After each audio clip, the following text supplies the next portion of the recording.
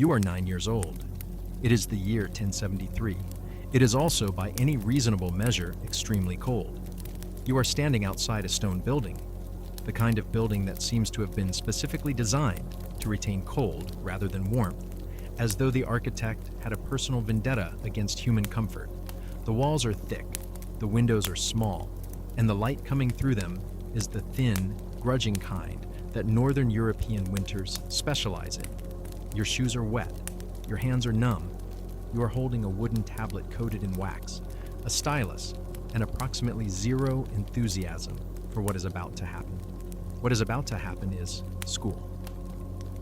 Not school as you know it, not the heated classrooms, the color-coded folders, the laminated posters about the water cycle, the vague institutional smell of industrial cleaning products and packed lunches. No, this school has one room. This school has one teacher, who is also a monk, who is also responsible for 7 other things today, and is not particularly thrilled to see you either. This school has no printed books. Books are handwritten, enormously expensive, and chained to things specifically so that people like you cannot walk off with them. This school has a curriculum that consists primarily of Latin, more Latin, some music, a little bit of arithmetic, and the correct way to behave in the presence of God, which is to say, quietly, reverently, and with your stylus moving at a pace that does not embarrass anyone. And if you get something wrong, if your Latin conjugation slips, if your wax tablet is messy, if you fall asleep during the lesson, which is more tempting than it should be given that the subject is the ablative absolute, you will be beaten. Not metaphorically, with an actual stick. This was considered not just acceptable, but actively beneficial. The rod, as everyone in the room, including you, has been told, drives out folly. Folly apparently lives in the part of you that the rod reaches most easily. Welcome to medieval education. Sit down. Try to look like you're paying attention. Here's what's genuinely fascinating about medieval schooling, though, and this is what we're going to spend the next however long unpacking. It was not simply a barbaric, cheerless, stick-based system that produced nothing of lasting value. It was, in fact, a remarkably complex and evolving institution that changed dramatically across the roughly 1,000 years of the medieval period, produced some of the greatest intellectual achievements in Western history, invented the university as we still know it today, and wrestled seriously with questions about what education is for, who deserves to receive it, and what a properly educated person ought to know.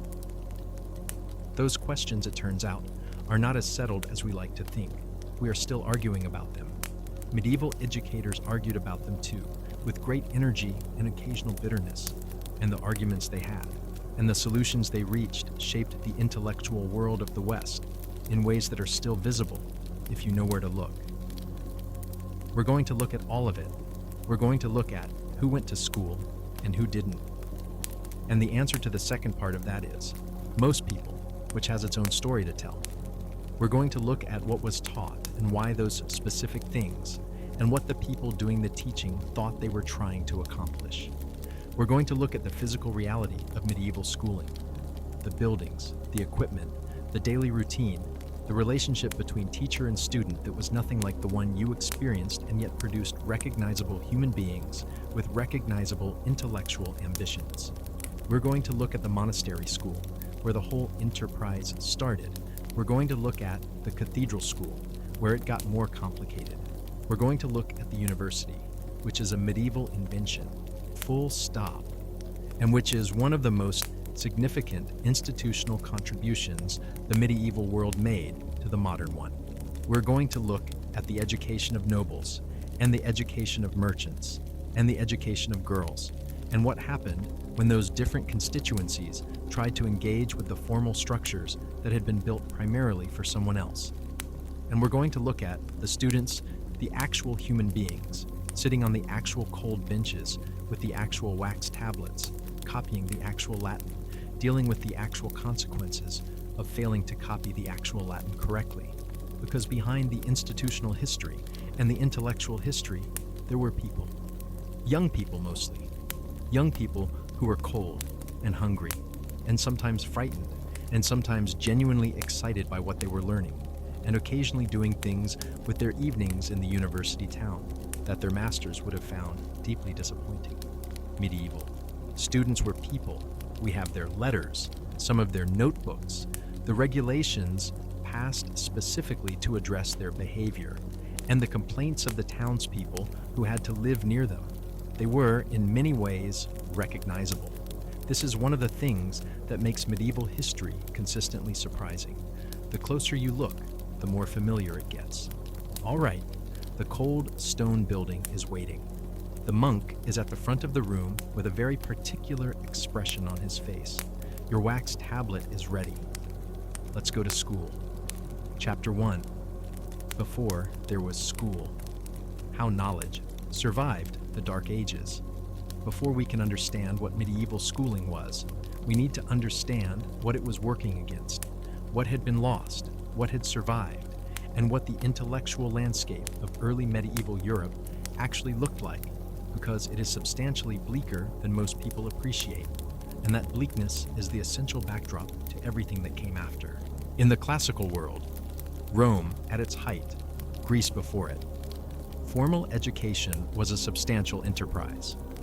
Roman education produced literate citizens through a system of grammar schools and rhetoric schools, trained professional educators called grammaticae and rhetors, and engaged seriously with a curriculum inherited from the Greeks that covered literature, grammar, rhetoric, logic, arithmetic, geometry, music, and astronomy. The great libraries of Alexandria and Pergamon and Rome held hundreds of thousands of scrolls. The intellectual output of the classical world, the philosophy, the history, the science, the poetry, the medicine, the engineering, was extraordinary in its range and sophistication. Then, gradually, and then all at once, it came apart. The fall of the Western Roman Empire, conventionally dated to 476 AD, though the actual process was considerably longer and messier than any single date implies, had catastrophic consequences for the infrastructure of learning. Trade networks that had connected the Mediterranean world collapsed or contracted severely. Cities shrank. The literate administrative class that had maintained Roman institutions dispersed. The tax base that had supported public buildings, public institutions, and the professional class of educated administrators evaporated. And with all of this went the schools, not immediately and not completely. The early medieval period was not as catastrophically ignorant as the popular phrase Dark Ages implies. The phrase itself has been largely abandoned by professional historians, precisely because it oversimplifies a complex and varied situation. There were still educated people in the 6th and 7th centuries. There were still people who read Latin, who knew their Virgil, who could perform complex arithmetic, who had access to books, but they were fewer, more isolated, more dependent on specific institutional contexts for the maintenance of their learning. The institution that saved it, and this is not an exaggeration, was the church, specifically the monasteries. Christianity's relationship with classical learning was complicated from the start. On one hand, the tradition of Christian suspicion of pagan learning was real and vocal. Jerome's famous dream, in which he was accused before a heavenly tribunal of being a Ciceronian rather than a Christian, captures an anxiety that many educated Christians felt about their attachment to classical authors who had lived and died outside the faith. On the other hand, the practical requirements of Christianity created an immediate and unavoidable need for literacy. You had to read the Bible, you had to read the liturgical texts, you had to train clergy who could perform the sacraments and preach to their congregations and correspond with the ecclesiastical hierarchy. Literacy was not optional for the church, and once you had decided that literacy was necessary, you had to teach it. Debu, which meant you had to have teachers, and teachers needed training materials, and training materials meant books, and books meant the accumulated inheritance of the classical world, because that inheritance was where the texts were. The monasteries became the preservation mechanism almost by default. Monastic life required reading. The rule of Saint Benedict specifically mandated several hours of daily reading as part of the monastic routine. And a monastery that expected its monks to read needed to have books, needed to be able to produce new monks who could read, and therefore needed a scriptorium for copying books, and some form of instruction for teaching reading. The school was a byproduct of the library, which was a byproduct of the liturgy, which was a byproduct of the faith. What was preserved in these early medieval monastic libraries was selective and somewhat arbitrary. It depended on what texts were available in the region, what previous generations had chosen to copy, what survived fires and raids and the simple deterioration of time. The Viking raids of the 8th and 9th centuries destroyed significant portions of the monastic book stock of Ireland and England. The great intellectual culture of Northumbrian monasticism, which had produced Bede and Alcuin, and a flowering of learning that was genuinely extraordinary by any standard, was severely damaged by the waves of Scandinavian attack. But some survived, and what survived is remarkable. The man most responsible for thinking systematically about what education should look like in the early medieval period was not a king or a pope, but a Spanish bishop with an extraordinary mind and extraordinary energy, Isidore of Seville, who died in 636. Isidore's Etymologiae, a vast encyclopedic compilation of knowledge drawn from classical sources, organized and summarized for the use of Christian readers, became one of the most widely read books in the medieval period, a one-stop reference for everything from grammar to medicine to agriculture to theology. Isidore understood that knowledge was at risk of being lost, and he undertook the project of compressing as much of it as possible into a single accessible work. The Etymologiae is not a great work of original thought. It is a compilation, thorough, organized, sometimes confused about its sources, sometimes transmitting errors along with the accurate information. But it served its purpose. It kept knowledge alive through a period when the original sources it drew from were not widely available, when a monk in rural Ireland or Spain or Germany who wanted to know something about astronomy or rhetoric or natural history had nowhere else to turn. Isidore handed the early medieval world a compressed version of what classical civilization had known, and the medieval world used it for centuries. The other crucial intellectual figure for early medieval education was Boethius, Roman senator, philosopher, and translator who died in 524 after being imprisoned and executed by the Ostrogothic king Theodoric. Boethius had understood, before the worst of the cultural contractions set in, that the Greek philosophical and scientific heritage was at risk of becoming inaccessible to Latin readers, because Greek literacy was already declining in the Western Empire, and most of the great Greek texts were available only in Greek. He set himself the project of translating Aristotle and Plato into Latin and explaining their thought in Latin commentaries. He didn't finish. He was dead at roughly 50 before he could complete the project. But what he managed to translate and comment on, particularly Aristotle's works on logic, became the foundation of medieval intellectual life for centuries. The specific set of Aristotelian logical texts that Boethius made available in Latin became so central to medieval education that they were collectively known simply as the Old Logic, the starting point from which all serious intellectual training began, and his Consolation of Philosophy, written while awaiting execution, became one of the most widely read books of the medieval period. A meditation on fortune, providence, and the good life that was accessible enough for educated laypeople and sophisticated enough for trained theologians. From these two men, Isidore with his encyclopedia, Boethius with his translations, and from the monastic institutions that preserved and copied and used their works, the thread of learning passed through the darkest period and came out, battered but intact, into the Carolingian Renaissance of the 8th and 9th centuries. The Carolingian Renaissance deserves its name, even if Renaissance implies more dramatic recovery than actually occurred.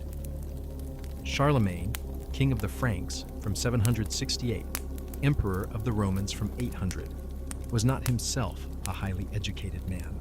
He could read, but accounts suggest he struggled to write fluently. But he understood the relationship between education, literacy, and effective governance, in a way that many of his contemporaries did not, and he made educational reform a deliberate policy of his reign. The key document is the Admonitio Generalis of 789, a capitulary, a royal decree that ordered monasteries and cathedral churches throughout the Carolingian realm to establish schools. The schools were to teach reading, writing, singing, arithmetic, grammar, and the computation of the calendar, essential for calculating the date of Easter and organizing the liturgical year. Charlemagne recruited the best scholars available to staff his own palace school, including the Northumbrian scholar Alcuin, who became the most important educational thinker of the period. Alcuin is one of those medieval figures who deserves to be better known than he is. He was a brilliant teacher, a prolific writer, a systematic thinker about what education was for and how it should be organized, and a man with a sense of humor that comes through even in his Latin prose, his letters, and his educational treatises, dialogues in which the teacher questions students about grammar and rhetoric and mathematics, with a method that owes something to Socrates and something to the practical demands of training monks, are among the most vivid surviving documents of early medieval educational practice. What Alcuin and the Carolingian reformers were working toward was a standardized, recognizable functional educational system across the Frankish realm, something that could produce clergy who could actually read the Latin liturgy correctly, which was apparently not guaranteed, given the complaints about illiterate priests that recur in the documents of the period, and administrators who could actually manage the paperwork of an increasingly complex kingdom. They succeeded partially. The Carolingian educational program produced a generation of educated clergy and educated administrators. It created a network of monastic and cathedral schools that survived the Carolingian Empire's eventual fragmentation. It standardized the script used for writing Latin. The Carolingian minuscule that replaced the various regional scripts of the early medieval period and eventually became the basis for the Roman typefaces we still use. This is one of those quiet infrastructural contributions that has enormous long-term consequences. Every time you read a book in a Roman typeface, you are, very distantly, in the debt of Carolingian educational reform. The Carolingian achievement was real, but it was also fragile. The later 9th century brought new waves of disruption. Magyar invasions in the east, Viking raids across the north and west, Saracen attacks in the south that damaged the educational infrastructure that had been built up. The period from roughly 850 to 1000 saw another contraction, another period in which the institutional structures of learning were stressed and in some places destroyed, but they didn't disappear. The thread held. And from approximately 1000 onward, the conditions for a genuine, sustained, self-reinforcing expansion of learning began to fall into place. Improved agricultural productivity, supporting larger populations and greater surplus, renewed trade, creating wealthier towns and wealthier churches, political stabilization reducing the worst of the Viking-era disruption, and a church engaged in reform movements that placed renewed emphasis on clerical education. The stage was set for something genuinely new, and the first act of that new drama was going to be performed in the monasteries. Chapter 2, the Monastery School, where God and grammar shared a bench. Let's get specific. Let's put you inside a monastic school, in a specific place and a specific time, so you can feel the texture of it rather than just the outline. You are at the monastery of St. Gallen, St. Gall, in what is now Switzerland. The year is approximately 850. The monastery is one of the most important centers of learning in the Carolingian world, with a substantial library, a functioning scriptorium, and a school that draws students from a considerable distance. The monastery is also, by the standards of the time and place, large, well-organized, and relatively prosperous. This is not the typical monastic school. It's one of the better ones, but it gives us a clear picture of what the best of the system looked like, which is useful before we look at the more typical cases. The physical space matters, so let's describe it. The monastery is organized around a central cloister, a square courtyard with covered walkways on all four sides. The church takes up the north side. Around the other sides are the chapter house, the dormitory, the refectory, the kitchen, the infirmary, various workshops, and, crucially, the scriptorium and the library. The school is probably located in a room near the west entrance, somewhat separate from the monastic enclosure proper, because the school serves both the oblates, children given to the monastery to be raised as monks, and external students who are not and may never become monks, and mixing these groups with the full monastic community required some spatial management. The room itself, stone walls, a beaten earth or stone floor, small windows that provide light but also cold. Heating is minimal, a brazier perhaps, or a small fireplace, or nothing at all depending on the season and the resources of the institution. The students sit on benches, no desks in the modern sense, or simple plank tables. The teacher sits at the front, or stands, or moves through the room. There is a lectern or some elevated surface from which texts can be read aloud. The walls may have scriptural texts or diagrams painted or carved on them.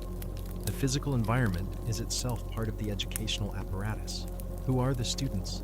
This is one of the questions that matters most for understanding monastic education, because the answer shifted over the course of the medieval period in ways that changed the character of the institution.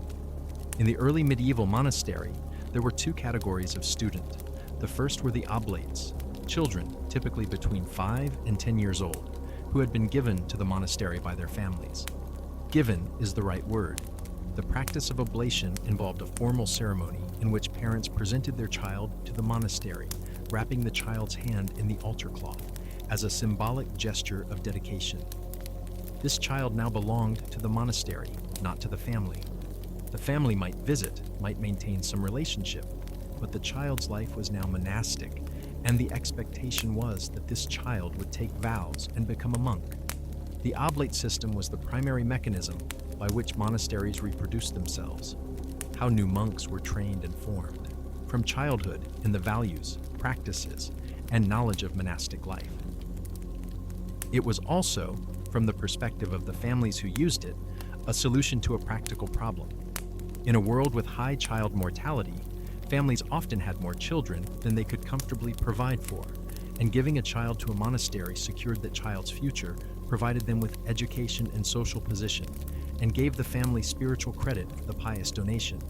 It was not, by modern standards, a kind practice.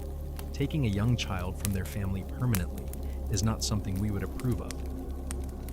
By medieval standards, it was considered a gift to the child, as much as an obligation, a path to education and spiritual life that many families could not otherwise have provided. The second category were external students, children of noble or wealthy families who were sent to the monastery school for education, but were not themselves destined for monastic life. These students received the same basic education as the oblates: Latin, the liturgy, grammar, basic computus, calendar calculation, but with the understanding that they would eventually leave and return to the secular world, carrying their education with them into lives as administrators, courtiers, or educated laypeople. This dual population of monastic students created a sometimes uncomfortable situation. The monastery was organized around the religious life, the daily schedule of the divine office, the regular prayer and reading and work that constituted monastic practice. And the external students had to fit into this framework or be managed separately from it. Different monasteries handled this differently. Some fully integrated the students into monastic life, including attending the liturgical hours. Others created a more separate educational space that kept the school population somewhat distinct from the monastic community proper. The curriculum in the monastery school was organized around what we now call the 7 liberal arts, a framework inherited from the classical world and systematized by late antique writers, particularly Marcianus Capella, whose allegorical work, The Marriage of Philology and Mercury, described the 7 arts as the gifts presented at a divine wedding, which is a somewhat elaborate framing device for what is essentially a curriculum guide. The 7 liberal arts were divided into 2 groups. The trivium, the 3-way path, consisted of grammar, rhetoric, and logic. The quadrivium, the 4-way path, consisted of arithmetic, geometry, music, and astronomy. In the early medieval monastery school, instruction typically began with the trivium, with grammar receiving the most attention by a very wide margin. The quadrivium subjects were taught more variably. Arithmetic and music were more consistently present than geometry and astronomy, which required mathematical sophistication that was not always available or prioritized. Grammar was not, in the medieval sense, what modern students think of when they hear the word. Modern grammar education is about learning the rules of the language you already speak, where to put commas, how to construct a sentence, what a dangling participle is. Medieval grammar was about learning Latin, a language that almost none of the students spoke as a native tongue, that existed primarily in written form, and that had to be acquired from scratch through formal instruction. This is important for understanding why medieval education looked the way it did. When you are teaching students a language they don't speak, the pedagogical approach has to be different from teaching the rules of a language they do speak. You need extensive memorization of vocabulary and paradigms. You need drilling of forms, noun declensions, verb conjugations, the tables of endings that allow you to construct and analyze Latin sentences. You need practice reading texts, and the texts need to be graduated by difficulty. And you need, ideally, an environment in which Latin is used constantly, so that exposure accumulates. The monastery provided exactly this last element. Latin was the language of the liturgy. Every canonical hour, every mass, every formal reading in the refectory was in Latin. A child who spent years in a monastery, attending the divine office multiple times daily, listening to Latin being sung and read and spoken in formal contexts, was being given extensive comprehensible input in Latin, whether or not that was the explicit intention. The liturgy was also a mnemonic device. The psalms and prayers that were sung and recited daily became known by heart, which meant that a vast amount of Latin text was memorized as part of the normal monastic routine. The primary grammar text was Donatus, specifically the Ars Minor of the 4th century Roman grammarian Aelius Donatus, a concise question and answer introduction to the 8 parts of speech that was so ubiquitous in medieval education that Donatus became a synonym for a grammar text, like Kleenex for a tissue. Students memorized Donatus. They recited it. Teachers drilled it. It was the foundation of Latin literacy for centuries, and its question and answer format.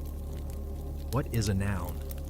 A part of speech with case signifying a person or thing, specifically or generally, reflects a pedagogical method built around oral drilling and memorization.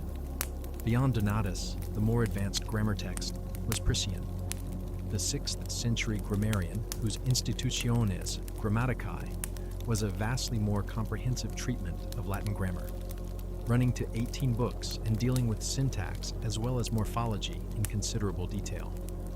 Priscian was the advanced grammar text, the one you worked up to after you had mastered Donatus, and working through Priscian was the mark of a seriously educated person. Reading texts in the monastery school were primarily religious. The Psalms, the Gospels, the epistles of Paul, selected passages from the Church Fathers, but alongside these religious texts, classical Latin authors appeared with some regularity. Virgil, above all, was read in almost every serious monastic school. The Aeneid was the great Latin literary text, the demonstration of what the language could achieve at its height, the repository of vocabulary and constructions that an educated Latinist needed to know. Ovid appeared rather more frequently than the moralists of the period quite approved of, because Ovid is excellent Latin and entertaining to read, and teachers sometimes prioritized the former consideration over the latter concern. The teaching method was primarily oral and memorial.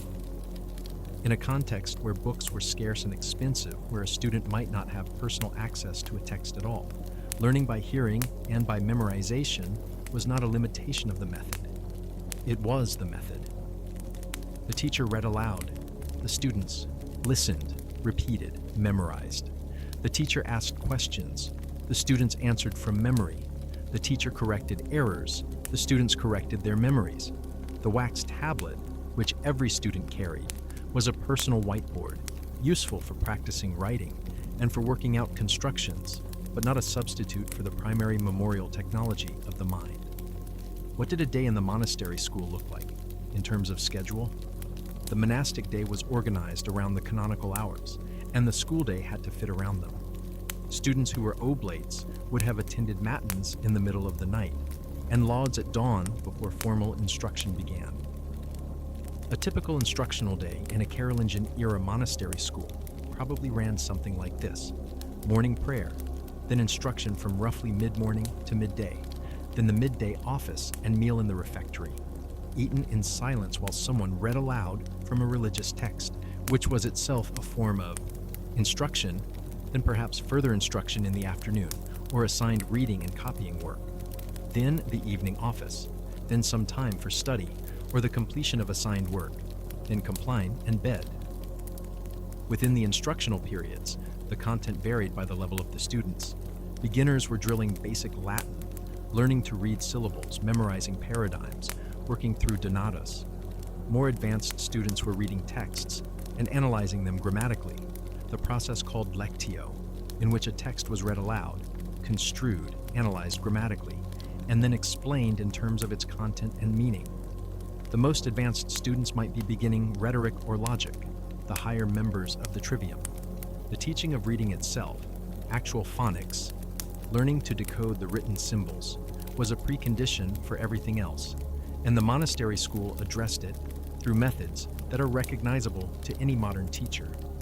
Learning the alphabet, then learning to combine letters into syllables, then reading simple syllables and words, then simple texts. The syllabary, a list of syllables to be read and practiced, was a standard early literacy tool. The Psalms, because they were known orally before they were read, children had heard them sung hundreds of times before they were asked to read them, served as excellent early reading texts because the child could confirm their reading against their memory of the sung text. The physical experience of writing in the monastery school was mediated through two technologies: the wax tablet, a wooden frame filled with smoothed wax on which letters could be inscribed with a pointed stylus and erased by smoothing the wax again, was the practice medium, cheap and reusable. Parchment, prepared animal skin, expensive and permanent, was the medium for finished work. Learning to write on parchment with a quill pen was a distinct skill from writing on wax with a stylus, and one that required additional training. Preparing the quill, cutting it to the right shape and point, a skill in itself. Mixing and managing ink, ruling the parchment to keep lines straight, forming the letters of the specific script in use. Scribal training was one of the most important outputs of the monastery school because the scriptorium, the room where manuscripts were copied, was a central productive activity of the monastery, and the scriptorium needed trained scribes. A well-trained monastic scribe was a skilled craftsperson whose output could be a beautiful book that would last centuries. The training of that scribe began in the school. The relationship between teacher and student in the monastery school was complicated and worth examining because it was not simply the hierarchical, discipline-based relationship that the learning through beatings image suggests, though that element was real.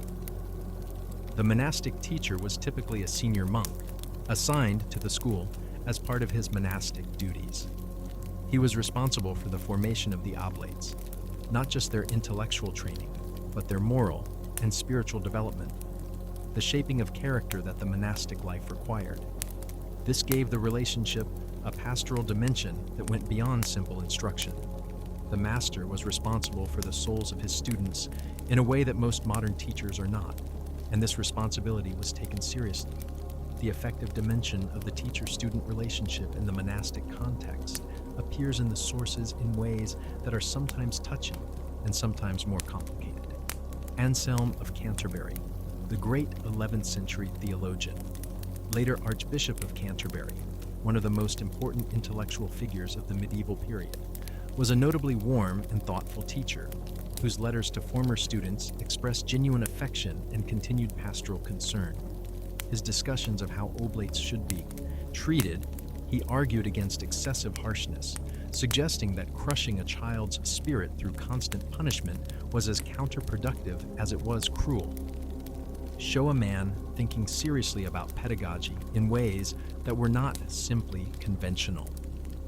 The question of physical punishment in the monastery school is one that modern readers find difficult, and it should be addressed directly rather than glossed over. Corporal punishment was universal and was theologically justified. The rod of correction drove out foolishness. Physical discipline trained the body to submit to reason. The discomfort of punishment was itself a spiritual discipline. This was not considered cruelty by those who practiced it. It was considered education. The specific forms of punishment varied.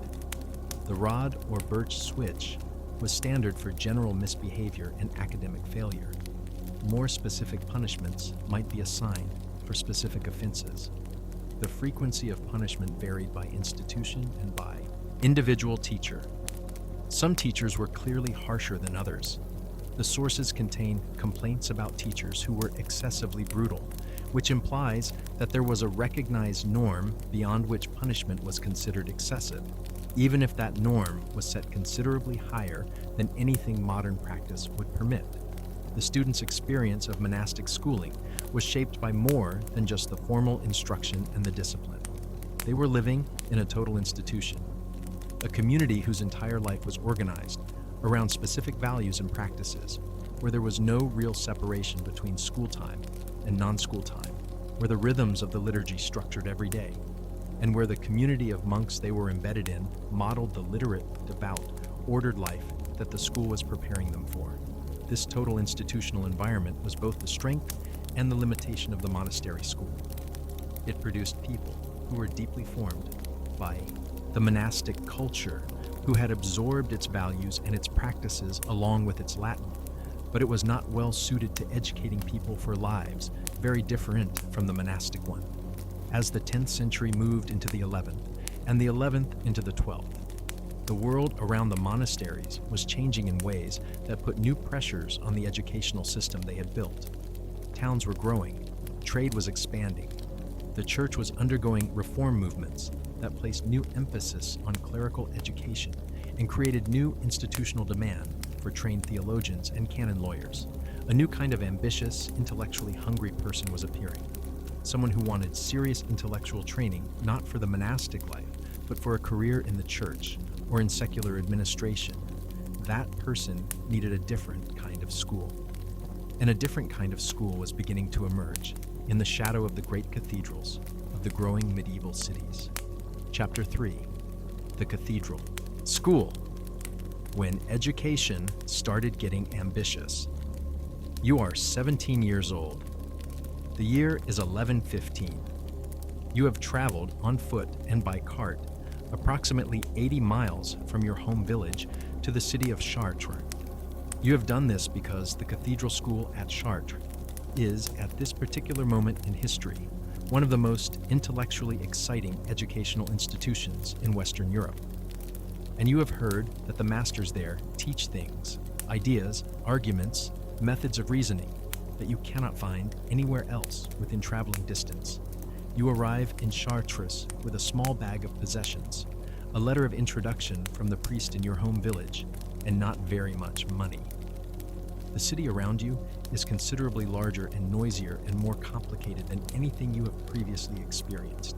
The cathedral itself, under construction in its current form, is a demonstration of ambition made in stone. Enormous, reaching, full of scaffolding and the noise of masons. The school associated with it is housed in buildings near the cathedral, and it is, by any reasonable standard, crowded. The students around you are not all 17. Some are older, men in their 20s and 30s who have come to Chartres specifically to study with a particular master, whose reputation has spread far enough to make the journey worth making. Some are younger, boys who are being educated at the school with the expectation of a career in the church. They come from different places, speak different vernacular languages, have different levels of preparation. What unites them is Latin, the common language that makes it possible for a student from England, and a student from Germany, and a student from northern France to sit in the same lecture and understand the same master. The cathedral school is different from the monastery school in ways that go beyond the obvious differences of setting and population. It is more urban, more cosmopolitan, more intellectually competitive, and more connected to the questions and controversies of the wider intellectual world. It is also, in this particular period, the late 11th and 12th centuries, the site of one of the most remarkable intellectual ferments in Western history. Let's back up and explain how cathedral schools got to this point. The cathedral school, the school attached to a cathedral church and under the authority of the bishop, had existed since the Carolingian period. The Admonitio Generalis of 789 that ordered monasteries to establish schools also ordered cathedral churches to do the same, and most major cathedrals complied to some degree. The officer responsible for the school was the scholasticus, or chancellor, the cathedral official who oversaw education and who licensed teachers to teach in the diocese. Through the 9th and 10th centuries, cathedral schools existed, but were generally less intellectually distinguished than the best monastery schools. They had similar functions, training clergy, providing basic literacy to the sons of local elites, but without the strong monastic tradition of scholarship and book production that gave places like Sankt Gallen or Fulda or Tours their intellectual weight. Then, in the later 10th, and especially the 11th century, something began to shift. Individual masters of exceptional ability began to attract students to specific cathedral schools, and those students attracted more students, and the concentration of intellectual energy in these places began to produce something that hadn't previously existed: genuine intellectual debate, argument, the generation of new ideas through the collision of competing positions. The names of these early masters are not as famous as they should be, given what they started. Gerbert of Aurillac, who studied in Catalonia, where he had access to Arabic mathematical and scientific knowledge that was simply unavailable elsewhere in Western Europe, and who brought this knowledge back to the cathedral schools he subsequently led at Reims and elsewhere, was one of the most remarkable scholars of the 10th century, introducing Arabic numerals and the abacus and new astronomical knowledge into the Latin educational tradition before eventually becoming Pope Sylvester II. Gerbert's career illustrates something important. The cathedral school was more connected to the wider intellectual world than the monastery school had typically been, more open to new information, new texts, new ideas from outside the Latin Christian tradition. The specific catalyst for the intellectual explosion of the 12th century was the recovery of Greek and Arabic texts, a process that happened gradually through multiple channels, but concentrated particularly through the translation activity of scholars working in Spain and Sicily and southern Italy, where Latin, Arabic, Greek, and Hebrew scholarship came into contact. The texts that came back into the Latin world through this translation movement were, to put it mildly, significant. The complete works of Aristotle, not just the logical works that Boethius had translated, but the natural philosophy, the biology, the physics, the metaphysics, the ethics, the politics, arrived in Latin, along with the commentaries of the great Arabic philosopher Averroes and the great Jewish philosopher Maimonides. Euclid's Elements, the foundational text of Western mathematics, became available in a complete Latin translation. The works of Galen, the great ancient physician, and of Hippocrates became available. The astronomical system of Ptolemy arrived. Enormous quantities of Arabic mathematical and scientific knowledge, including the place value number system that would eventually replace Roman numerals in European calculation, arrived. This was not a trickle. This was, by the standards of the period, an intellectual flood, a sudden massive expansion in the available body of knowledge that challenged, supplemented, and in some cases contradicted what the Latin tradition had previously held. And the cathedral schools, particularly in the 12th century, were the places where this flood arrived. and began to be processed. The masters of the cathedral schools were the people trying to figure out what to do with all of it. How do you reconcile Aristotle's view of the eternity of the world with the Christian doctrine of creation? How do you integrate Arabic astronomical knowledge with the existing Christian understanding of the cosmos? How do you use Aristotle's logical methods, his techniques of systematic argument, of definition and distinction, and syllogistic demonstration to address theological questions that Aristotle himself knew nothing about? These were not trivial questions, and the masters who addressed them were not trivial people. Peter Abelard, possibly the most famous medieval scholar, and certainly the most dramatically tragic, whose love affair with Eloise ended with castration by her uncle's hired thugs and his subsequent retreat to the religious life, was the most celebrated master of early 12th century Paris, whose teaching at the Cathedral School of Notre Dame attracted students from across Europe, and whose dialectical method, applying logical analysis to theological questions, was both immensely influential and immensely controversial. His sic et non, yes and no, which assembled apparently contradictory statements from authoritative sources and posed them as problems to be resolved by logical analysis, was a methodological revolution. It turned contradiction into a pedagogical tool and made the resolution of apparent inconsistencies through reasoned argument the central intellectual task. The school at Chartres in the same period was the center of a different but equally significant intellectual tendency: the integration of Platonic philosophy, specifically the Timaeus, which was one of the few Platonic texts available in Latin, with Christian theology and with the new natural knowledge coming from the translation movement. The masters of Chartres, Thierry of Chartres, William of Conches, Bernard of Chartres, were interested in natural philosophy, in understanding the created world through reason and observation, as well as through scripture, and they produced work of genuine originality in the intersection of Platonic cosmology and Christian natural theology. Bernard of Chartres produced one of the most famous sentences of the entire medieval period, reported by his student John of Salisbury. "We are like dwarfs sitting on the shoulders of giants, so that we are able to see more and farther than they, not by virtue of any sharpness of sight on our part, or any physical distinction, but because we are carried high and raised up by their giant size." This sentence, expressing the relationship of the medieval intellectual to the classical tradition as one of humble dependence combined with expanded vision, is both a statement of intellectual humility and a claim of intellectual progress. And the image has lasted.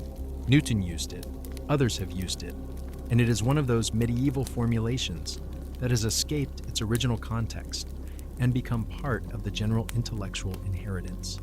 What was the actual curriculum of the cathedral school in its 12th century flowering?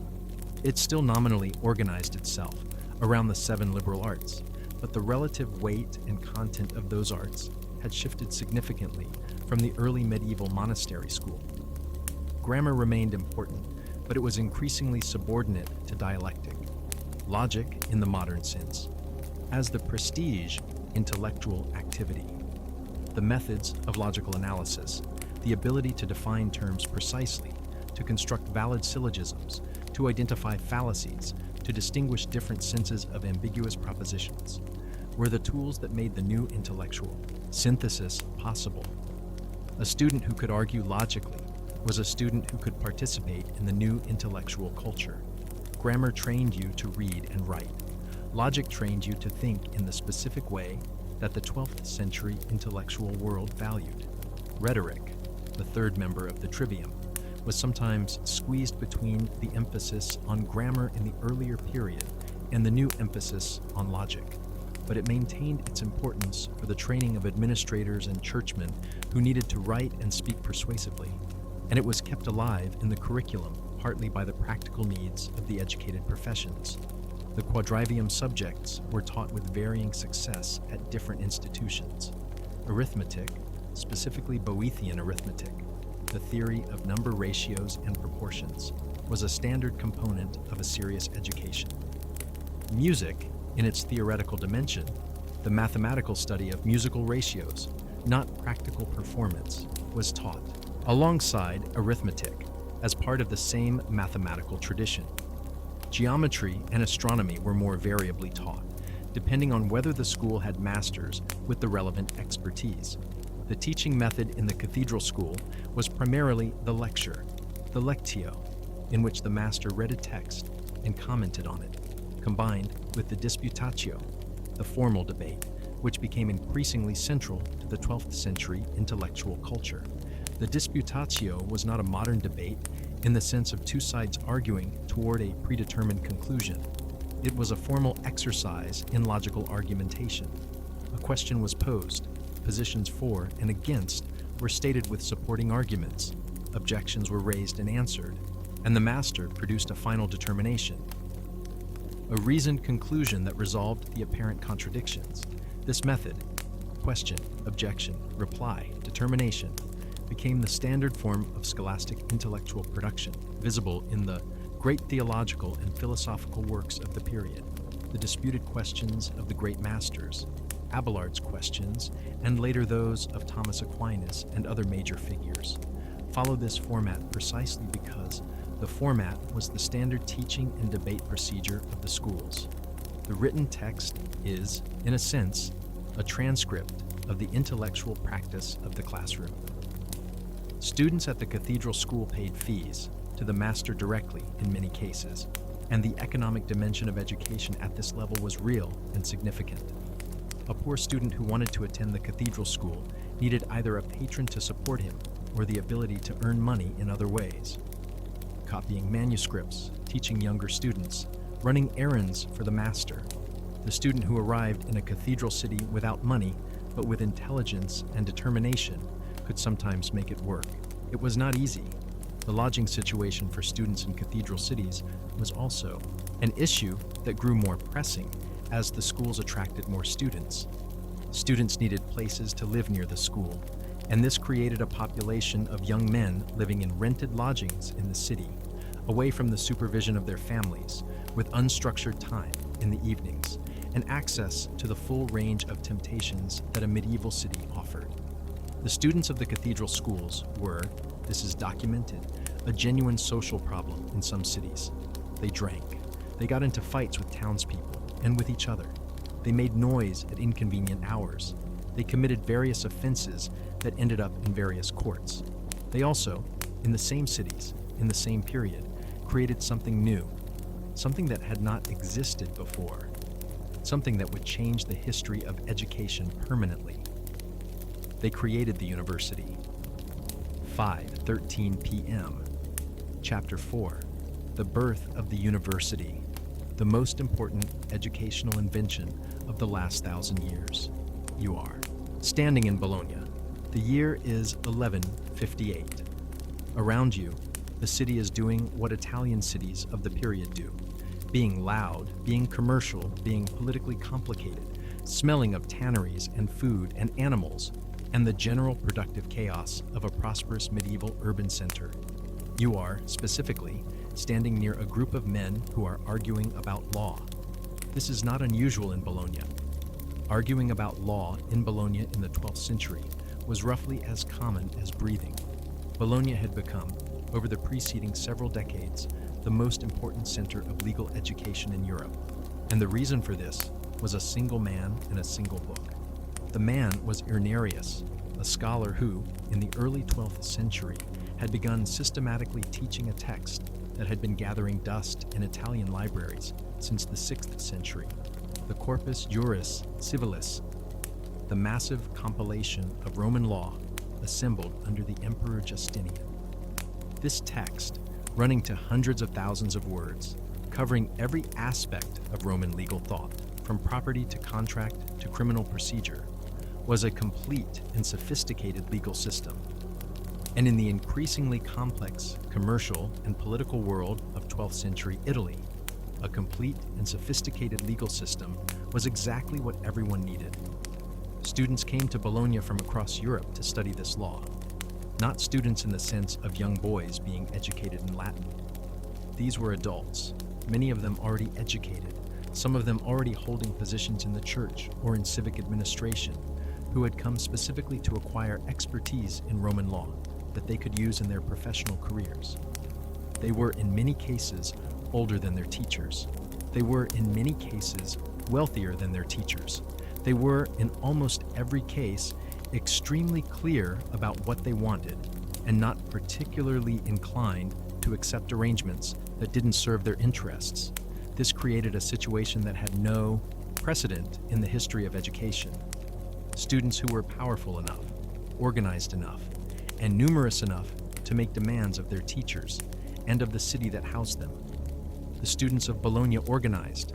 They formed guilds, the same kind of guild that craftsmen used to protect their professional interests, specifically to manage their relationship with the masters who taught them. These student guilds negotiated the fees that masters could charge. They established standards for what the masters were obliged to teach, and at what pace.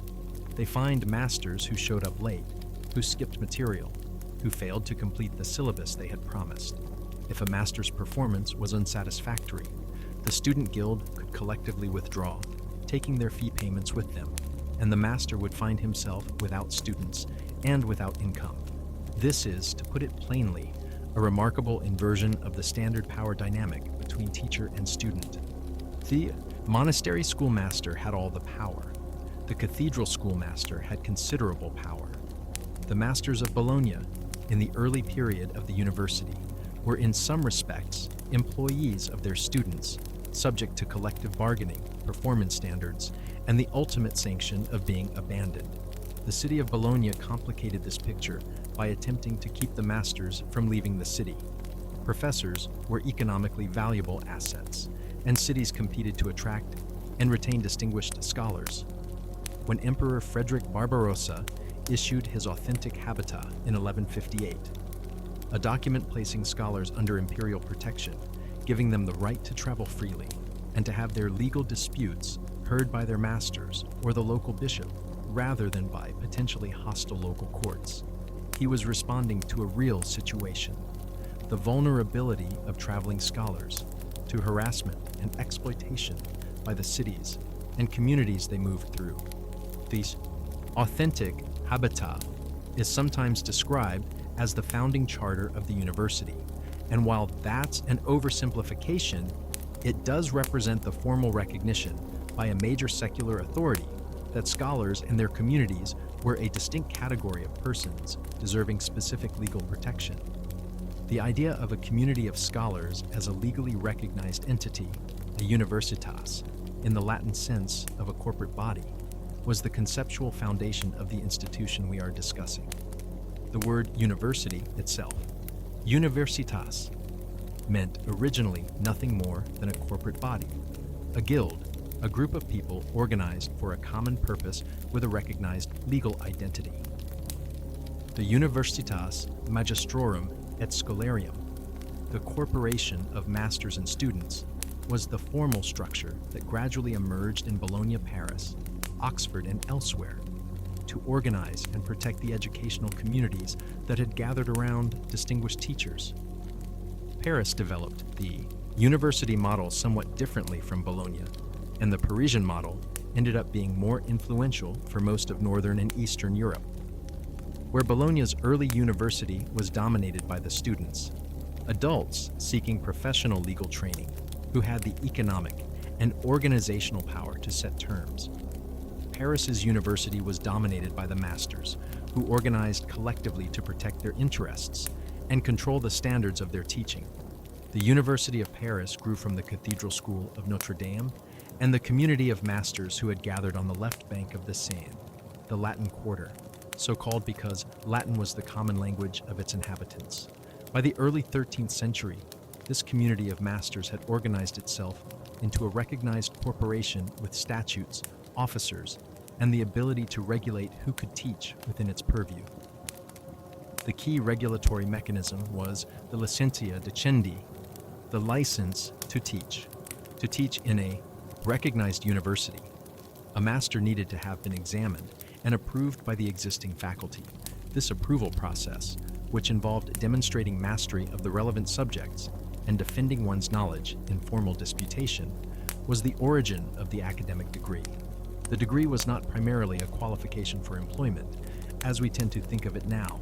It was a license, a permission granted by the existing community of scholars to a new member, certifying that this person had met the standards of the community and was qualified to teach its subjects.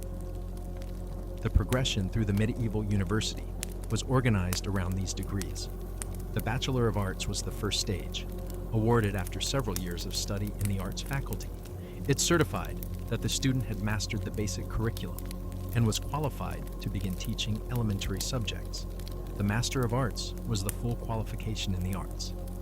The person who held this degree was a full member of the teaching faculty, qualified to teach any subject in the arts curriculum. Beyond the Master of Arts lay the higher faculties: theology, law, and medicine, each requiring further years of study and culminating in the doctorate, the term from the Latin docere, to teach, indicating the highest teaching qualification. This structure, bachelor's degree, master's degree, doctorate, is the structure we still have. The medieval university invented these terms and these distinctions, and every modern university that issues these degrees is, in a very real sense, a descendant of the medieval institution. This is one of the most direct and least appreciated lines of institutional inheritance in Western history. The founding of Oxford is a somewhat murky affair, as the founding of many medieval universities is. They tended to grow organically from existing concentrations of scholars, rather than being established by a single deliberate act. The traditional dating of Oxford's origins involves a migration of English scholars from Paris around 1167 to 68, following a dispute between Henry II and the King of France that made it difficult for English students to study in Paris. These scholars settled in Oxford, which was already a significant town, and began teaching. Within a few decades, a functioning community of masters and students had established itself, with the organizational structures of a university developing through the early 13th century. Cambridge branched from Oxford in 1209, following a dispute between the Oxford scholars and the townspeople that resulted in the death of several students and the temporary dispersal of the academic community. A group of scholars left Oxford, settled in Cambridge, and established what would become the Second English University. Both Oxford and Cambridge developed the distinctive collegiate structure that separates them from most continental universities. The college, a residential and endowed community of scholars with its own buildings, income, and internal governance, initially established to provide housing and support for poor scholars who could not otherwise afford to study at the university. The first Oxford colleges, Merton, Balliol, Exeter, were founded in the 13th century, and the model spread. The college was not the university. The university was the larger body that granted degrees and had overall academic authority, but the college became the primary social and educational unit for its members, the place where they ate, slept, worshipped, and did much of their intellectual work. The proliferation of universities across Europe in the 13th and 14th centuries was remarkable. Bologna and Paris and Oxford were the originals, but within a century, universities had been founded in Cambridge, Salamanca, Naples, Padua, Toulouse, Montpellier, Coimbra, Prague, Krakow, Vienna, Heidelberg, and many other cities. By 1400, there were roughly 60 universities stood in Europe. By 1500, there were roughly 80.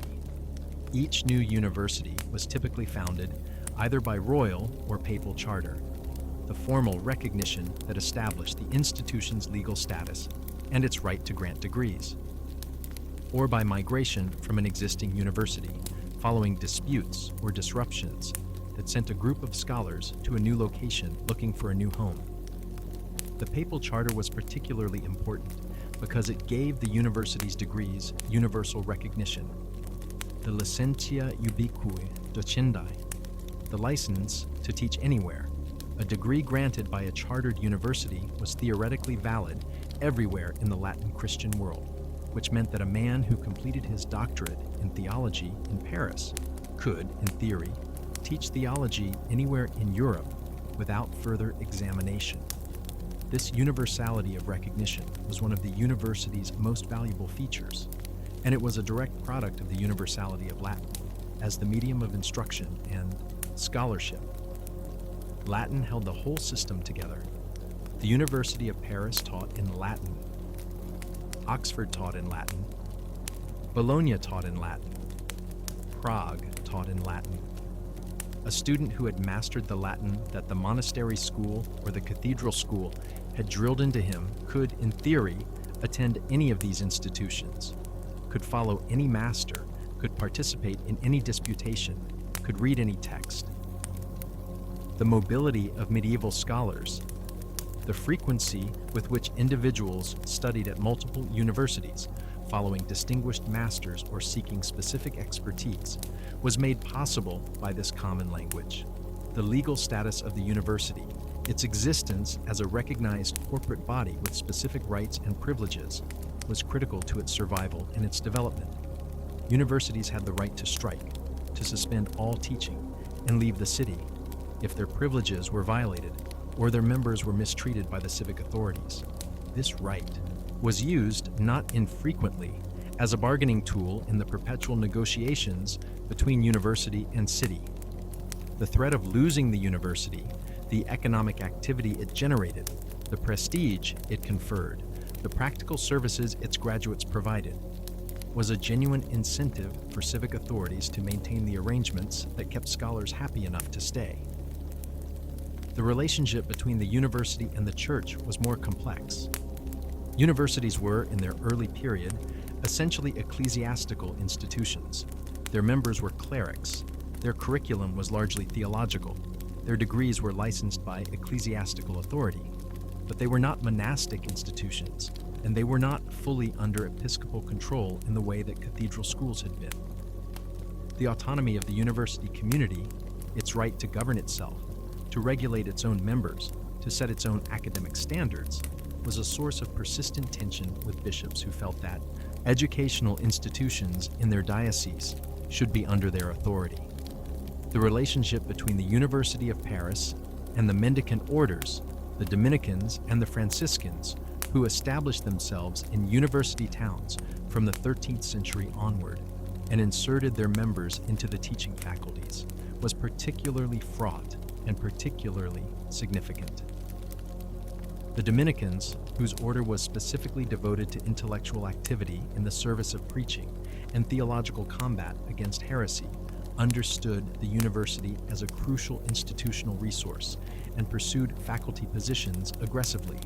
The most important intellectual figures of the 13th century, Albert the Great, Thomas Aquinas, Bonaventure, were either Dominican or Franciscan friars, teaching in university settings. The intersection of mendicant intellectual culture and the university produced the greatest flowering of medieval philosophy. But the integration of the friars into the university faculties also produced conflict with the secular masters who resented the friars' privileges, with civic and episcopal authorities who found the combination of mendicant autonomy and university autonomy difficult to manage, and eventually with the papacy itself. As questions about the proper relationship between different forms of institutional authority worked themselves out through decades of sometimes bitter dispute.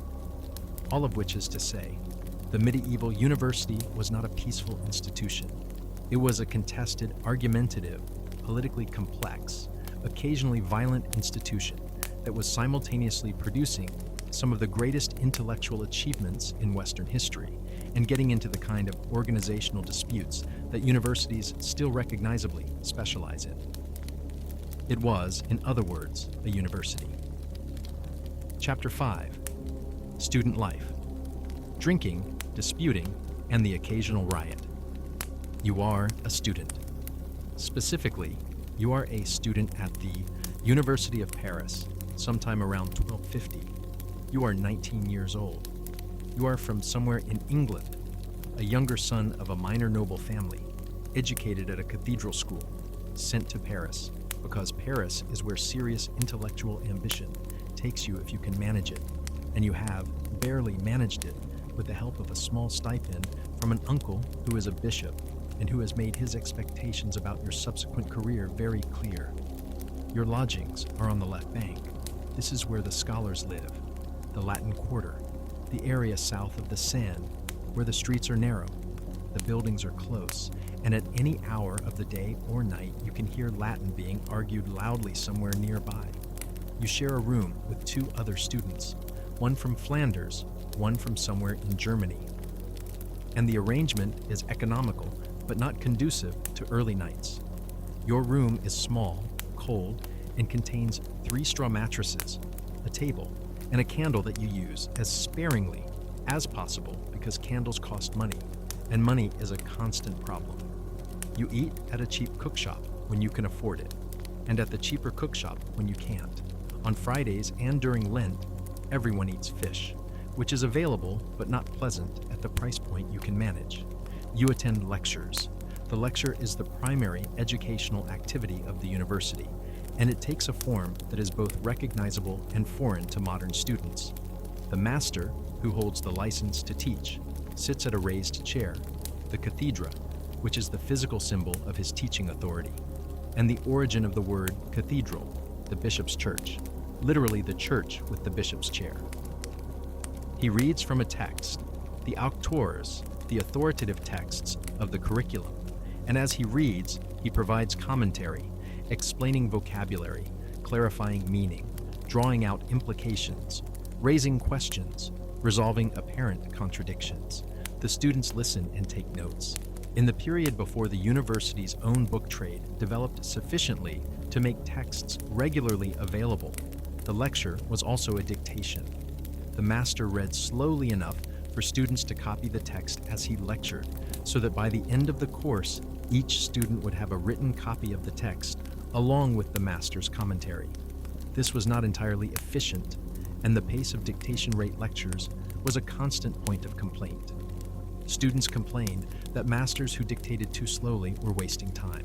Masters complained that students who demanded slower dictation were impeding serious instruction. The statutes of the University of Paris specifically addressed the lecture question.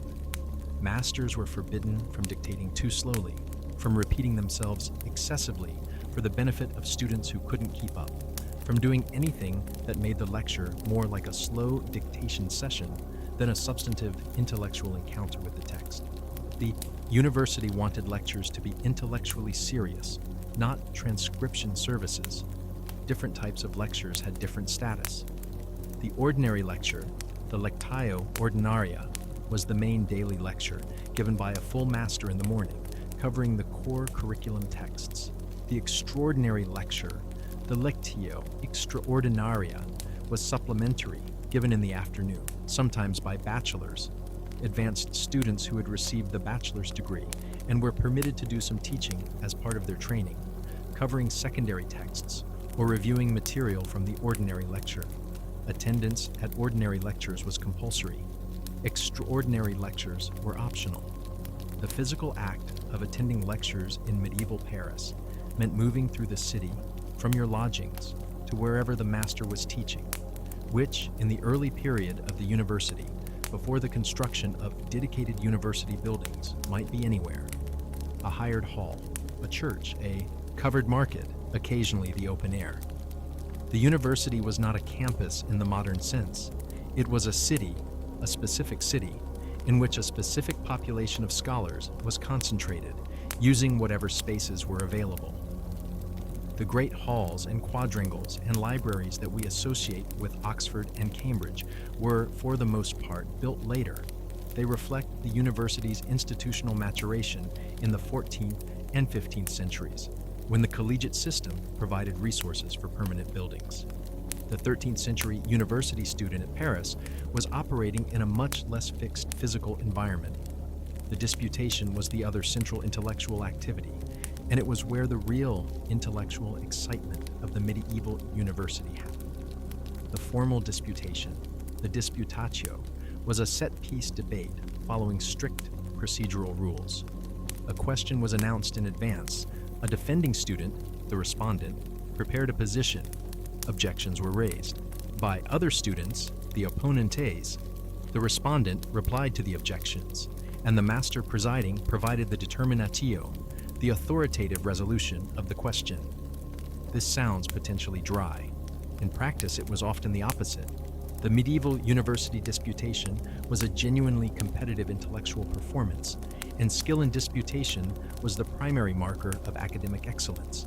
A student who could defend a difficult position against sharp objections, who could identify the flaws in an opponent's argument quickly and respond with precise counter-arguments, who could perform under pressure in front of an audience of peers and masters. That student had the skill set that the medieval university most valued. The quadlibetal disputation was an even more extreme version.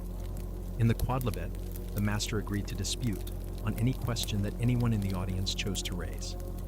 Literally, what you will. Quadlibet.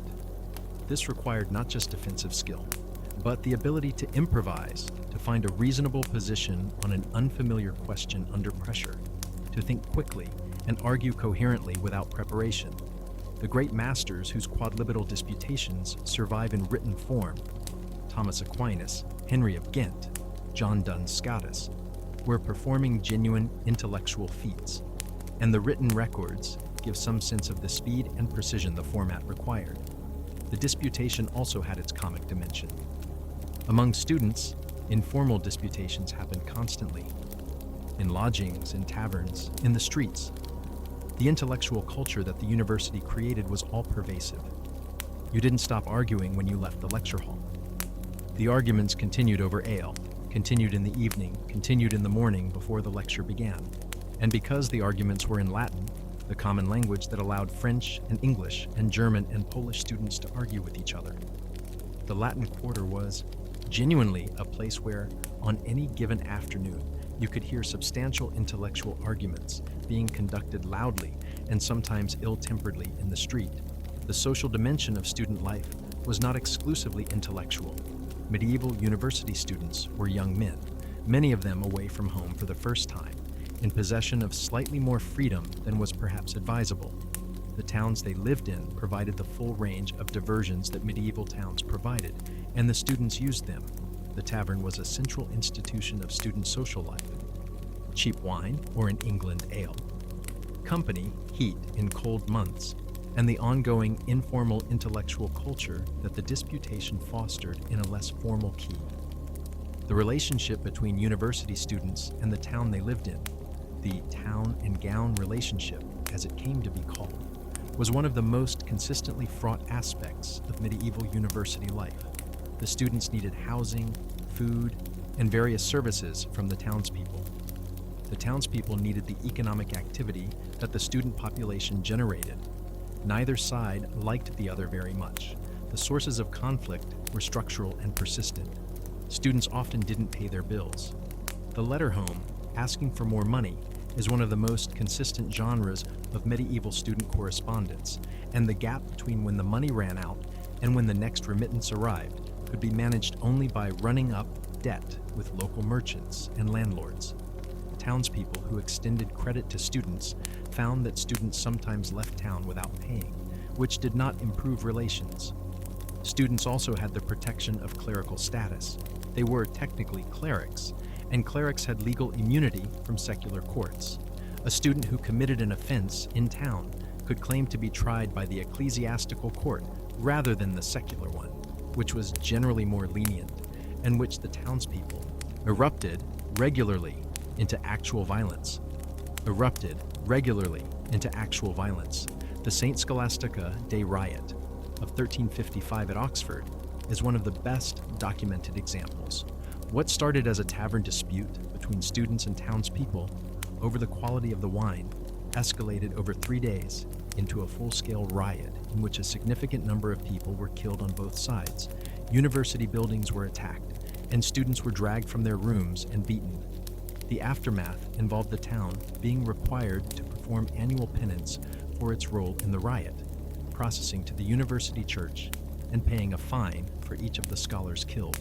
For centuries afterward, the last of these payments was made in 1825. This was not unusual in its basic character, though it was larger and more violent than most town-gown conflicts. Riots involving students were a regular feature of medieval university life. in Paris, in Bologna, in Oxford, and Cambridge.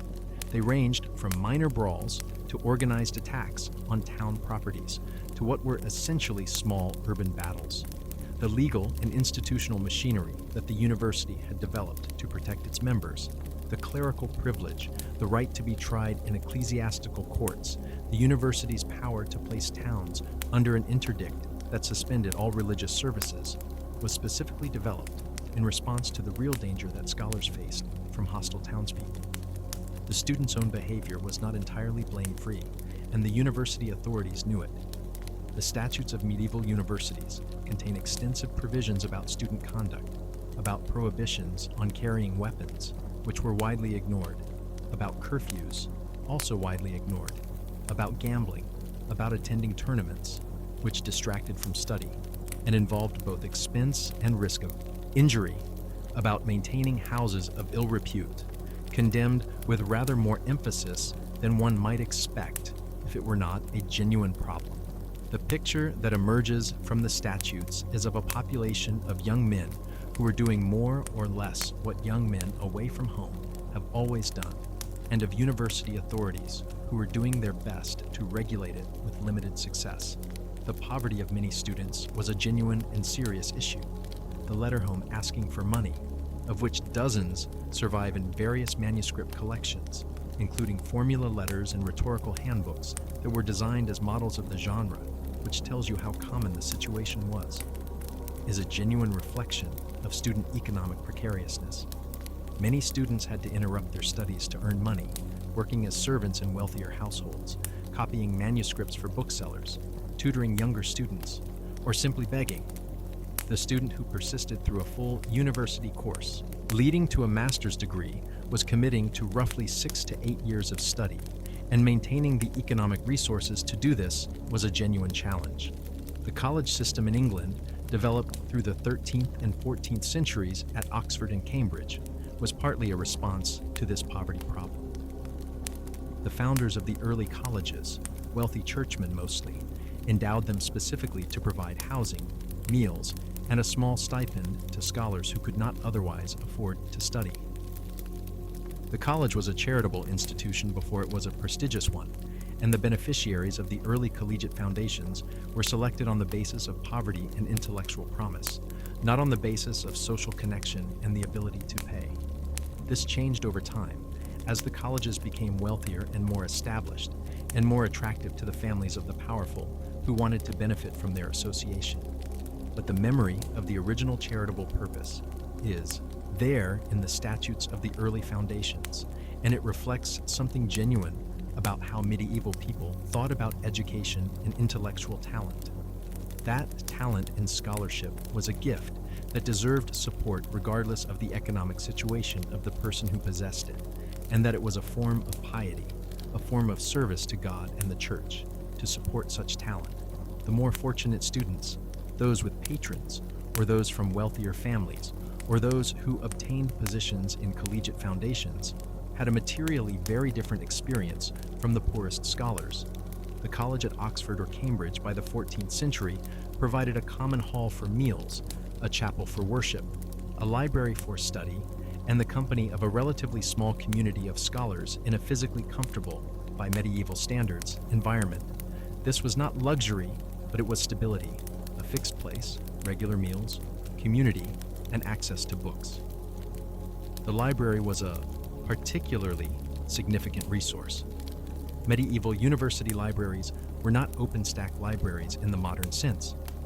Books were expensive, fragile, and irreplaceable, and simply letting students roam freely among them was not how the medieval library worked. Books were often chained to the reading desks.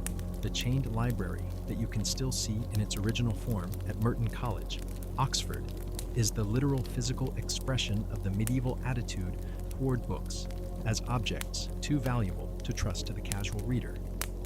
You could borrow books for specific purposes, under specific conditions, with specific accountability for their return. But the library also served as a copying resource. Students and scholars copied texts for their own use, either from books in the library or from books borrowed from it, and the accumulation of personal libraries through this copying process was one of the ways that knowledge spread through the university system. A scholar who had spent years at Paris or Bologna and had copied texts throughout that time arrived home with a personal library that represented a significant intellectual resource for his subsequent career. Let's talk about the student body's diversity, because it is one of the genuinely surprising features of the medieval university. Medieval universities drew students from across the whole of Latin Christian Europe, from Ireland and Scotland and England and France and Germany and Italy and Spain and Hungary and Poland and beyond. The common language of Latin made this mobility possible, but the result was a student population of remarkable geographic, cultural, and social variety. The nation system, the organization of students into administrative groups based on their geographic origin, was developed precisely to manage this diversity. At the University of Paris, students were organized into 4 nations: the French nation, including students from France south of the Loire and from Italy and Spain; the Norman nation, the Picard nation, including students from the Low Countries and northeastern France; and the English nation, including students from England, Germany, and northern and eastern Europe. Each nation had its own officers, its own procedures, its own interests that it pursued in the university's internal politics. The nation system was a mechanism for organizing diversity, but it also reproduced the conflicts and loyalties of the wider European world within the university. Students from England and France were periodically at loggerheads, reflecting the political relationship between their kingdoms. Students from different regions of Italy brought their cities' factional conflicts with them. The university was, in this sense, a microcosm of European society. Its diversity was one of its greatest strengths and one of its most persistent management challenges. Women, it must be said directly, were absent from the medieval university as formal students or degree holders. This was not a feature that the medieval sources spent much time defending. It was so completely assumed that women would not be university students that the question of their exclusion rarely arose as a question to be discussed. The university was conceived as an institution for training clerics, and clerics were male. The women who received serious intellectual education in the medieval period received it elsewhere, in convents, in households, through private tuition, and their exclusion from the university was one of the structural features of medieval intellectual life that limited the participation of half the population in the most prestigious form of formal learning available. There were women who achieved genuine intellectual distinction despite this exclusion: Hildegard of Bingen, Christina de Pizan, Julian of Norwich, and we have discussed them in other contexts, but they did so without the institutional credential of the university degree, without the network of university-trained colleagues, without the formal recognition that the universitas conferred. The intellectual achievement was real. The institutional recognition was absent. Now let's look more carefully at what was actually being studied inside this remarkable institution, because the content of the medieval university curriculum is both stranger and more impressive than most people appreciate. Chapter 6, What They Actually Studied. The medieval curriculum in detail. You have been at the University of Paris for 3 years. You have been cold, frequently hungry, intermittently in debt, occasionally in the vicinity of civic disorder, and, if you are being honest with yourself, which you prefer not to be at 6 a.m. on a January morning, genuinely excited about what you are learning. The excitement is real. This is not something the popular imagination of medieval education tends to accommodate, because medieval education and genuine intellectual excitement don't seem to belong in the same sentence. But the evidence is there, in the letters of medieval students and scholars, in the passion of the debates that fill the disputatio records, in the sheer ambition of the intellectual projects that the 13th century university undertook. Something was happening in these institutions that generated real intellectual energy, and understanding what it was requires understanding what they were actually studying. Let's start at the beginning, with the arts curriculum, the foundation that every student completed before moving on to the higher faculties. The arts curriculum was organized around the 7 liberal arts, but by the 13th century, It had been substantially transformed by the arrival of the full Aristotelian corpus. The old curriculum, heavy on grammar, somewhat on rhetoric, limited in logic, modest in the mathematical quadrivium, was expanding to include the whole range of Aristotle's natural philosophy, his physics, his metaphysics, his on the soul, his Nicomachean ethics, his politics. These texts asked questions about the nature of matter, about the structure of the cosmos, about the human soul, about the good life, about the right ordering of political community, that were not just intellectually interesting, but theologically urgent. The Church had a lot invested in specific answers to several of these questions, and Aristotle's answers were not always compatible with those investments. The result was a period of intense, sometimes anxious negotiation between the Aristotelian philosophical inheritance and the theological tradition, a negotiation that was conducted by the greatest minds of the 13th century and that produced both the condemnations of 1210 and 1277, in which the Bishop of Paris condemned specific Aristotelian propositions as incompatible with Christian faith, and the greatest synthesis of the medieval period, the Summa Theologiae of Thomas Aquinas. But let's not jump ahead. Let's stay with the curriculum. The art student began with the trivium, grammar, which by the 13th century meant not just the basic Latin grammar of Donatus and Priscian, but the more sophisticated grammatical theory of the monastery, who were developing what we might now call a linguistic philosophy, asking not just what the rules of Latin grammar are, but why language works the way it does, what the relationship is between grammatical categories and the structure of reality. This is considerably more ambitious than teaching noun declensions, and it represents the consistent tendency of the medieval university to push every subject toward its theoretical foundations. Logic was the heart of the arts curriculum by the 13th century, and the full Aristotelian logical corpus, the organon, including the categories, the prior analytics, the posterior analytics, the topics, and the sophistical refutations, was studied in sequence. The posterior analytics was particularly central and particularly difficult. It was Aristotle's account of what genuine scientific knowledge is, the demonstration of necessary conclusions from necessary premises. And it raised difficult questions about whether and how the methods of logical demonstration could be applied outside of pure mathematics, in the natural world, and in theology. The study of logic in the medieval university was not a dry technical exercise. It was the training of a specific kind of intelligence, the ability to analyze arguments with precision, to identify what follows necessarily from what, to distinguish different senses of ambiguous terms, to construct proofs, and evaluate their validity.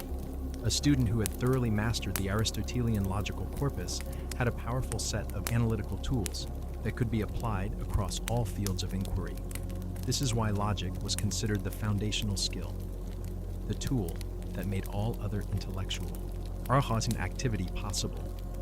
Natural philosophy.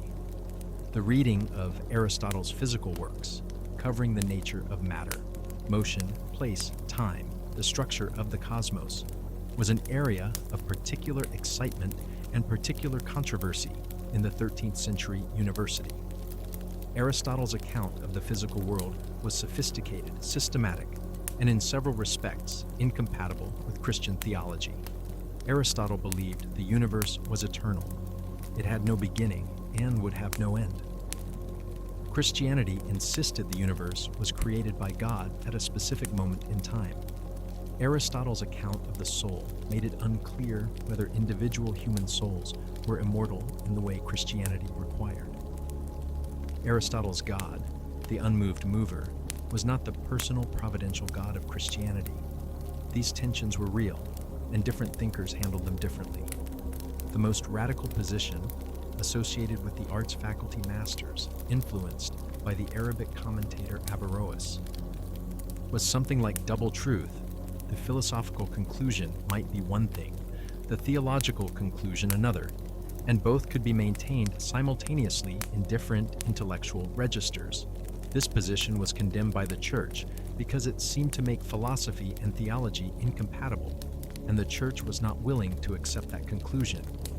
Thomas Aquinas, Dominican friar, student of Albert the Great in Cologne and Paris, subsequently Master of Theology at Paris and elsewhere, represents the most ambitious attempt at synthesis, the project of showing that Aristotelian philosophy and Christian theology were not just compatible, but mutually illuminating, that reason and faith addressed the same reality from different starting points and arrived at complementary conclusions. The Summa Theologiae, his great unfinished masterwork, is organized precisely along the lines of the scholastic method: question, objection, reply, determination, applied to the whole range of theological topics, with an Aristotelian philosophical framework providing the analytical tools. Whether Aquinas succeeded is a question that philosophers and theologians have been arguing about ever since, and we won't resolve it here. What is clear is that the attempt was made with extraordinary intelligence and intellectual seriousness, and that the method, the systematic application of logical analysis to theological questions, defined the character of medieval intellectual life in a way that is both its greatest achievement and, for some critics, its most significant limitation. Mathematics in the arts curriculum was taught through the quadrivium, but the mathematical content of the medieval university curriculum was considerably more sophisticated than the 7 liberal arts framework might suggest. The arrival of Arabic mathematics, above all, the place value number system with its 0, which made arithmetic vastly more powerful than Roman numerals, began to transform mathematical practice during the same period that Aristotelian philosophy was transforming philosophical practice.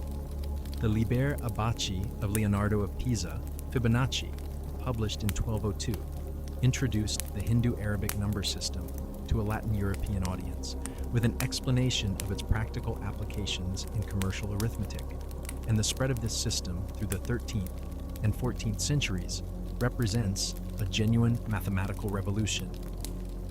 Music in the quadrivium was taught as a theoretical subject, the study of mathematical ratios and their relationship to musical consonants, derived from the Pythagorean tradition and transmitted through Boethius's De Musica. This was music as a branch of mathematics rather than as a performing art, and it was quite different from the practical musical training that was simultaneously being developed in the cathedral choir schools. The university taught you why musical consonants worked mathematically. The choir school taught you to sing. Astronomy, the other mathematical subject of the quadrivium, was also theoretical, based primarily on the Ptolemaic geocentric system, which placed the Earth at the center of the cosmos with the sun, moon, planets, and stars rotating around it on concentric spheres. This system had been available in Latin since the translation of Ptolemy's Almagest in the 12th century, and it was sophisticated enough it could predict planetary positions with reasonable accuracy. To form the basis of astronomical education through the medieval period and beyond, the conjunction of Aristotelian cosmology and Ptolemaic astronomy produced the medieval model of the universe, a finite sphere centered on the Earth, with the celestial spheres above and the sublunar world of change and imperfection below. The higher faculties, theology, law, medicine, each had their own specific curricula and their own specific institutional cultures. The faculty of theology at Paris was the most prestigious in the Latin world. The degree of Doctor of Theology from Paris was the highest academic qualification available in medieval Europe, and the process of obtaining it was correspondingly demanding. The curriculum was organized around 2 foundational texts, the Bible and the Sentences of Peter Lombard. The Sentences, a systematic compilation of theological opinions on the main questions of Christian doctrine, organized by topic and designed to provoke discussion, was the standard introductory theological text throughout the medieval period. Every theology student commented on the Sentences, wrote a formal commentary on it, organized around the scholastic method of question, objection, reply, and determination.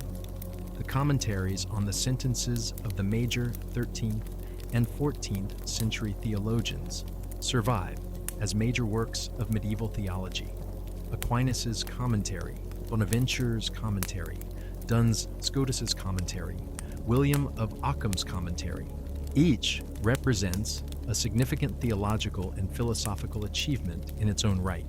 The Faculty of Law at Bologna and its institutional descendants taught both Roman civil law, the Corpus Juris Civilis, and canon law, the Church's own legal system, codified in the Decretum of Gratian, compiled around 1140, and subsequently developed through papal decretals.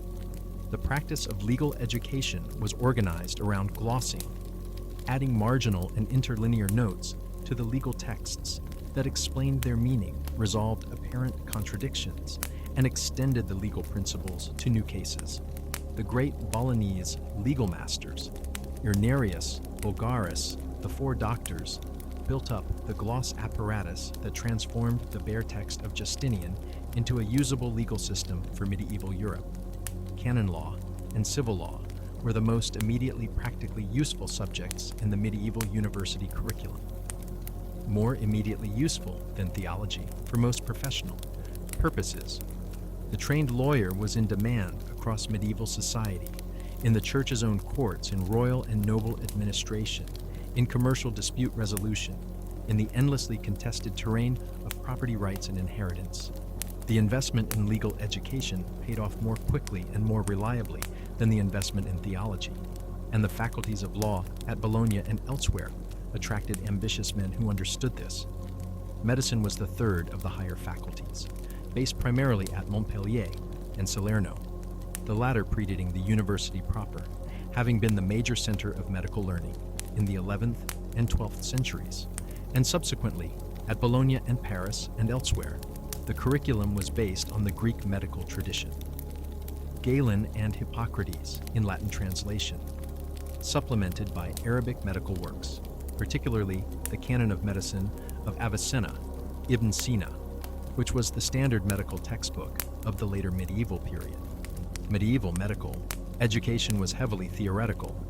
It involved reading and commenting on medical texts rather than significant clinical practice. The practical dimension was not entirely absent. Medical students did observe medical practice to some degree, but the medieval university's fundamental orientation toward textual authority and rational demonstration meant that the primary activity of medical education was the intellectual analysis of authoritative texts, not the accumulation of clinical experience. This had obvious limitations for producing practically effective physicians, but it produced people who had thought carefully about the theoretical foundations of medicine and who understood the diagnostic and therapeutic framework within which medical practice was supposed to operate. The School of Salerno is worth a special mention because it represents something slightly different from the main university tradition. It was the point of first contact between Arabic medical knowledge and the Latin world, and it developed a more practically oriented medical culture than the later university faculties. The Trotula, a group of texts associated with Salerno dealing with women's medicine, gynecology, and cosmetics, is one of the most interesting products of this tradition, and its existence raises the intriguing possibility that women may have been involved in teaching or practicing at Salerno, though the evidence is disputed. The intellectual culture of the medieval university, the scholastic method, the disputation format, the organization of knowledge around authoritative texts supplemented by rational commentary, had both great strengths and genuine limitations. Its strengths were precision, systematicity, and the development of analytical tools, particularly logical tools, that were genuinely powerful and genuinely new. The scholastic method forced clarity of thought, demanded that arguments be stated in explicit form where they could be examined and challenged, and created a culture of intellectual accountability in which vague appeals to authority were not sufficient. You had to show your work, argue your position, respond to objections. The medieval university produced people who could think rigorously, and the tradition of rigorous thinking that it established was a genuine contribution to the intellectual history of the West. Its limitations were also real. The heavy orientation toward textual authority, toward the interpretation and reconciliation of existing texts, rather than the investigation of new phenomena, could constrain intellectual progress. When Aristotle said something wrong about the natural world, the scholastic instinct was to find a way to interpret Aristotle that made him less wrong, rather than to discard Aristotle and look at the world directly. The methodology of disputation was excellent for clarifying what could be derived from existing premises, but it was less well suited to generating genuinely new knowledge through observation and experiment. This is the limitation that Francis Bacon and the early scientific revolutionaries of the 17th century attacked in the scholastic tradition. Its book orientation, its argumentation from authority, its preference for sophisticated interpretation over empirical investigation. The critique was not entirely fair. The medieval university did produce people who made genuine empirical observations, and the tradition of Aristotelian natural philosophy provided a framework within which empirical questions could be raised, but it contained a real insight. The university was better at organizing and analyzing existing knowledge than at generating genuinely new knowledge through systematic observation. The 14th century saw some movement toward more empirically oriented approaches. At Oxford, the Merton College calculators developed new mathematical methods for analyzing motion that were genuinely innovative and that fed into the work of Galileo and others in the scientific revolution. But these remained minority currents within a dominant scholastic culture. What the medieval university succeeded in doing was creating, for the first time, a European-wide community of scholars who shared a common language, a common method, common texts, and a common institutional framework. A master's degree from Paris was recognized in Bologna and Oxford and Prague. A concept developed in the Paris disputation halls could be argued against and refined in Oxford and transmitted to Cologne. The university was the first genuinely international intellectual network in European history, and the infrastructure it created, the degree system, the faculty structure, the curriculum, the disputation method, has persisted with modifications into the present. Every time a PhD student defends their dissertation in front of a committee that can ask them anything, they are performing a version of the medieval quadlibidal disputation. Every time a professor delivers a lecture on a canonical text, they are doing something that a 13th century Parisian master would recognize. Every time a university grants a bachelor's degree, a master's degree, a doctorate, they are using categories and procedures that were developed in the medieval period.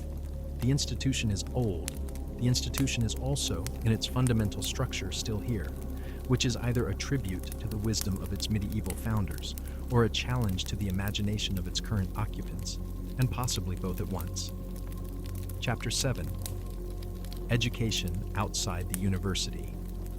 Girls, merchants, and the education. Nobody talks about you are a girl. You are 11 years old. The year is 1280. You live in a prosperous merchant household in a city, let's say Florence, because Florence in the late 13th century is both well documented and particularly interesting for the history of education. Your father is a cloth merchant. Your house has glazed windows, a dining table with actual chairs, and several books, which is more books than most households in Florence, and considerably more than most households anywhere else in Europe. You will not be going to the university. This has not been explained to you as an injustice, because the category of woman who attends the university does not exist in the mental furniture of your world. It simply does not occur to anyone around you as a possibility, in the same way that certain other things don't occur to you as possibilities. Not because you lack the imagination, but because your world has not provided the conceptual raw material. What will happen instead is this. You will learn to read. You will learn to write, probably. You will learn to keep accounts, because your father is a merchant and your household runs on numbers. You will learn to manage a household, which in a prosperous urban context involves skills considerably more complex than the rural household. Management we discussed earlier. Supervising servants, managing food purchases and storage at scale, entertaining business associates, corresponding with suppliers and customers if your husband is away. You will learn some religious texts, the Psalms, prayers, devotional readings. If you are lucky and your father is unusually progressive in his attitudes, you might learn some Latin. If you are very lucky and your particular circumstances align, you might learn considerably more than that. This is the education that the university tradition ignores almost completely because it happened outside the institutions that produce the formal record. But it happened. It was real. And for the overwhelming majority of the medieval population, the women and the artisans and the peasants and the merchants and the minor nobility who neither entered religious life nor attended a university, it was the only education that existed. Let's map it properly. The most basic tier of medieval education outside the formal institutions was what we might call household literacy, the transmission within families of the reading and writing skills that the family needed to function. This was most consistent and most developed in merchant families because merchants needed literacy for their work. The account books, the letters, the contracts, the bills of exchange, the legal documents that were the basic paperwork of commercial life. These required people who could read and write, and the obvious place to develop these skills was in the household where they were needed. The merchant's son, and to a lesser but real degree, the merchant's daughter, was often taught to read and write by family members, particularly mothers, whose own literacy was a prerequisite for their role in managing the household commercial operation. This informal family-based transmission is hard to see in the historical record because it left no formal documents, no school, registers, no curriculum records, no examination results. It shows up in the literacy rates that can be inferred from other evidence, the proportion of merchants who could sign their names rather than marking with a cross, the letters written by merchant wives in their own hand that appear in commercial archives, the account books kept in non-specialist handwriting that suggest the author was not a professional scribe, but a business person writing for their own use. Italy is the best documented case, and the evidence from Italian cities, particularly Florence, suggests that literacy rates among the merchant class in the 14th and 15th centuries were strikingly high by the standards of the period. Giovanni Vigliani's Chronicle of Florence, written in the 1330s, includes a passage that estimates the number of children receiving education in the city. He claims that between 8,000 and 10,000 children were learning to read, and that between 1,000 and 1,200 were studying arithmetic and algebra in the abacus schools. These numbers are probably exaggerated, as medieval numerical estimates usually are, but they suggest a scale of educational provision that was considerably larger than the formal institutional record the monastery schools, the cathedral school, would indicate. The abacus school, the Scuola de Bacco, was a specifically Italian institutional innovation that represents one of the most interesting developments in medieval education outside the university tradition. These were small, fee-paying schools that taught arithmetic using the new Hindu-Arabic number system. The place value system with the zero that made calculation enormously more powerful than Roman numerals allowed. The curriculum was practical, commercial arithmetic, the calculation of prices and interest rates, and currency exchange, the mathematical operations needed to run a business. The students were the sons of merchants, learning the tools of their trade. The abacus masters, the maestri da Bacco, who ran these schools, were not university-educated scholars. They were practitioners, often men who had worked in commerce before becoming teachers, who taught from practical experience and from the developing tradition of abacus manuscripts that circulated through the Italian commercial world. The abacus tradition produced a genuinely remarkable mathematical culture. The maestri d'abacco and their students developed increasingly sophisticated mathematical techniques, including the foundations of algebra as we know it, in the course of solving commercial problems. The connection between Leonardo of Pisa's Liber Abaci and the subsequent development of Italian commercial mathematics is direct and significant. This is one of the most important points about medieval education outside the university. It was not simply a diminished or impoverished version of the formal university curriculum. In some areas, practical mathematics, commercial literacy, vernacular literature, it was doing things that the university curriculum wasn't doing and couldn't do, because the university was organized around Latin and theology and philosophy, not around the vernacular languages and the practical knowledge that commercial civilization needed. The vernacular dimension of medieval literacy is crucial and consistently underestimated. The university taught in Latin. The church conducted its official business in Latin.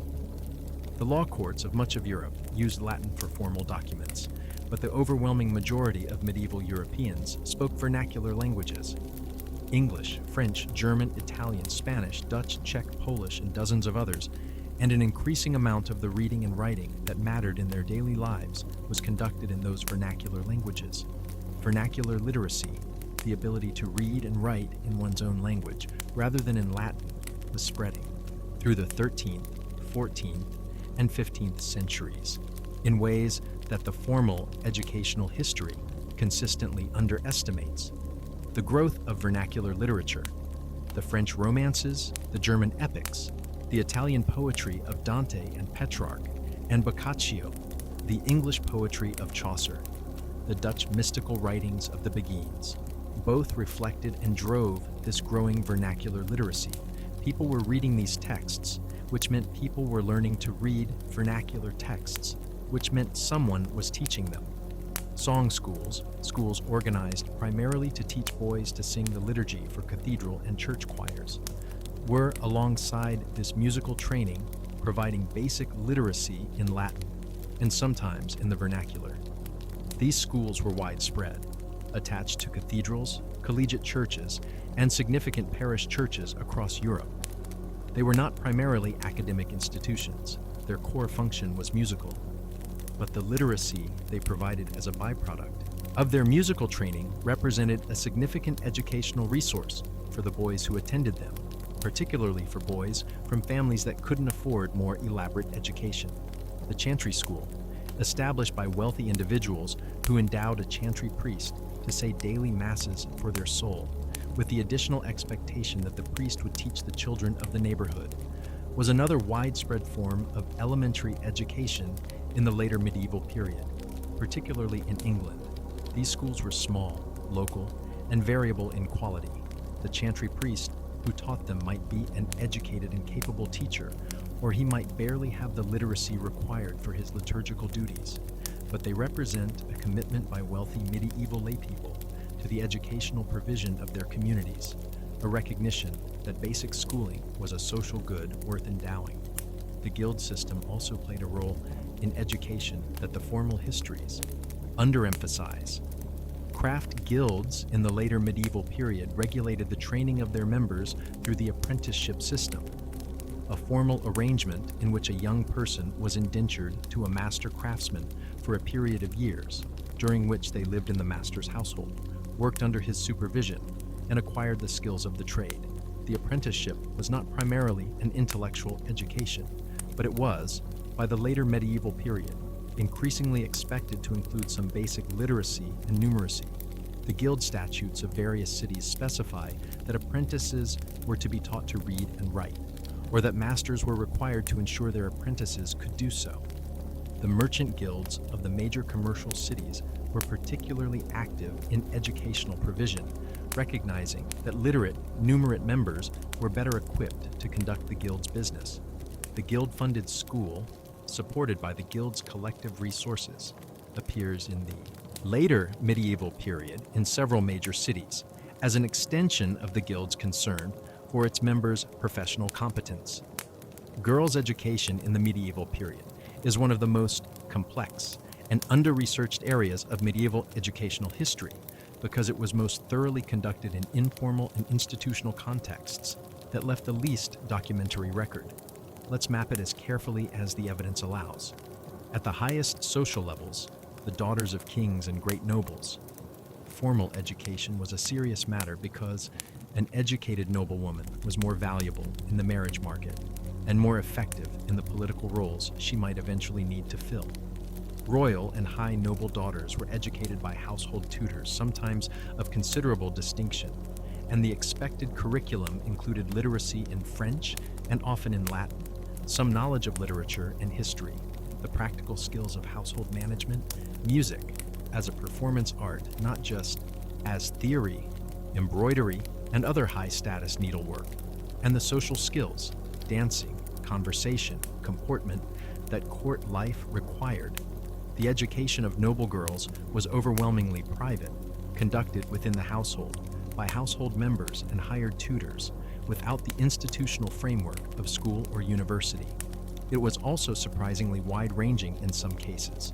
Eleanor of Aquitaine, Margaret of Anjou, Isabella of Castile, the politically significant women of the later medieval period, were educated to a standard that equipped them for the political roles they subsequently played, which means their educations were not limited to the domestic and decorative. Christine de Pizan, who is relevant to this discussion because she wrote about women's education explicitly, argued in the Book of the Three Virtues that noble and merchant class women needed to be educated in practical estate management and financial matters, as well as in the more conventionally feminine accomplishments, because the reality of their lives would require them to manage these things. Her argument was based on observation of what women actually needed to do, rather than on abstract principles about what women were capable of. And the observation was accurate. Women were managing estates, keeping accounts, conducting correspondence, and making financial decisions, and their education needed to prepare them for these activities. At the convent level, girls who entered religious life, or were placed in convents for education without intending to take vows, received a genuinely substantive education in many cases. The convent school provided Latin literacy, religious formation, embroidery and needlework, music for the liturgy, and in the better endowed institutions, some exposure to theological and devotional reading. The girls educated in convents represented a significant portion of the educated female population of the medieval period, and the convent school was, for centuries, the primary formal educational institution specifically serving women. At the merchant and artisan level, girls received variable but often real practical education. Literacy in the vernacular, arithmetic sufficient for household and commercial management, the specific skills of their family's trade or craft if they were expected to participate in it. The Silk Women of London, whose professional organization we discussed in a previous script, trained female apprentices in the techniques of silk working. This was formal vocational training conducted within a female professional context. The dairy woman, the alewife, the market trader, all were exercising skills that had been transmitted through some form of education, even if that education was entirely informal and entirely oral. At the peasant level, formal literacy was rare for girls, though not entirely absent. The village priest, who taught reading to local boys, sometimes taught girls as well. The evidence is occasional but real. The ability to read a prayer, to follow a written text, was considered spiritually valuable for anyone, and the religious motivation for basic literacy could overcome the practical barriers in some cases. But for most peasant girls, education meant the transmission of practical skills, agricultural, domestic, medical, textile, through the apprenticeship of daily life, watching older women work, and gradually taking over the work themselves. The question of what medieval society thought about women's intellectual capacity, as opposed to what it actually did in terms of educating women, is worth a moment's attention, because the gap between the ideology and the practice is again revealing. The theological and philosophical tradition, drawing heavily on Aristotle and on Paul's epistles, held that women were naturally less rational than men, more susceptible to passion, less capable of the sustained intellectual effort required for serious scholarship. This view was stated by many important male authorities and was the baseline assumption of the dominant intellectual tradition. It was used to justify women's exclusion from the university and from positions of intellectual authority.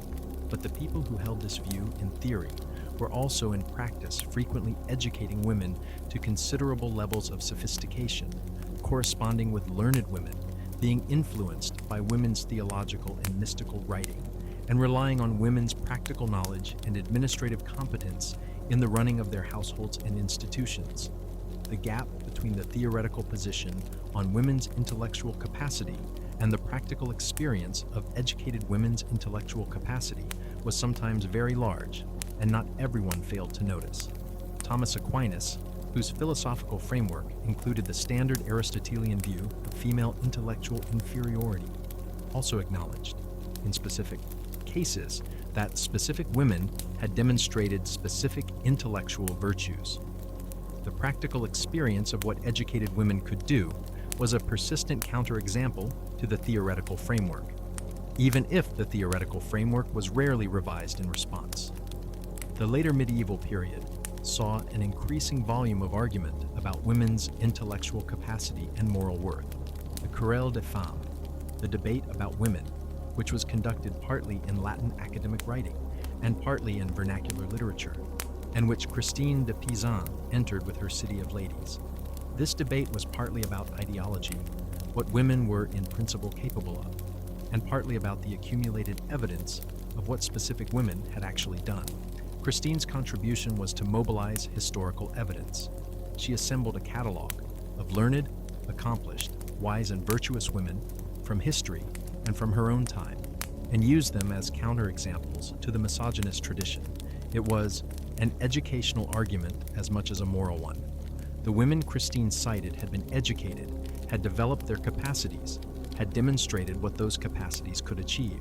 The argument for women's equal dignity and worth was inseparable from an argument for women's equal access to education, because in a world where intellectual capacity was demonstrated through education, denying education was a way of making intellectual incapacity a self-fulfilling prophecy. This argument was not won in the medieval period, but it was made with intelligence and force in the medieval period by a woman who had been educated, informally, partially, but genuinely, in the context of the intellectual culture of a royal court, and that matters. Chapter 8, The Schoolmaster and the Schoolroom, What Teaching Actually Looked Like. Let's come down from the heights of university disputation and the ideology of women's education and go back to a specific room, a specific person, a specific ordinary Tuesday. You are a schoolmaster, not a university professor, not a cathedral school chancellor, not a distinguished master with students from across Europe. You are a moderately educated man. You can read and write Latin competently. You know your grammar and some rhetoric and a little logic. You have a reasonable knowledge of Scripture and the Church Fathers, who is responsible for running a school in a modest English market town, sometime around 1380. Your school has approximately 20 students. They range in age from 7 to 15. They are almost exclusively boys. There are 1 or 2 girls in the younger cohort, daughters of local merchants whose fathers have decided that basic literacy is worth providing regardless of sex, but the older students are all male. The school is housed in a room attached to the local church, not a purpose-built schoolroom, just a room that serves multiple purposes and happens to be where the school meets when the school is in session.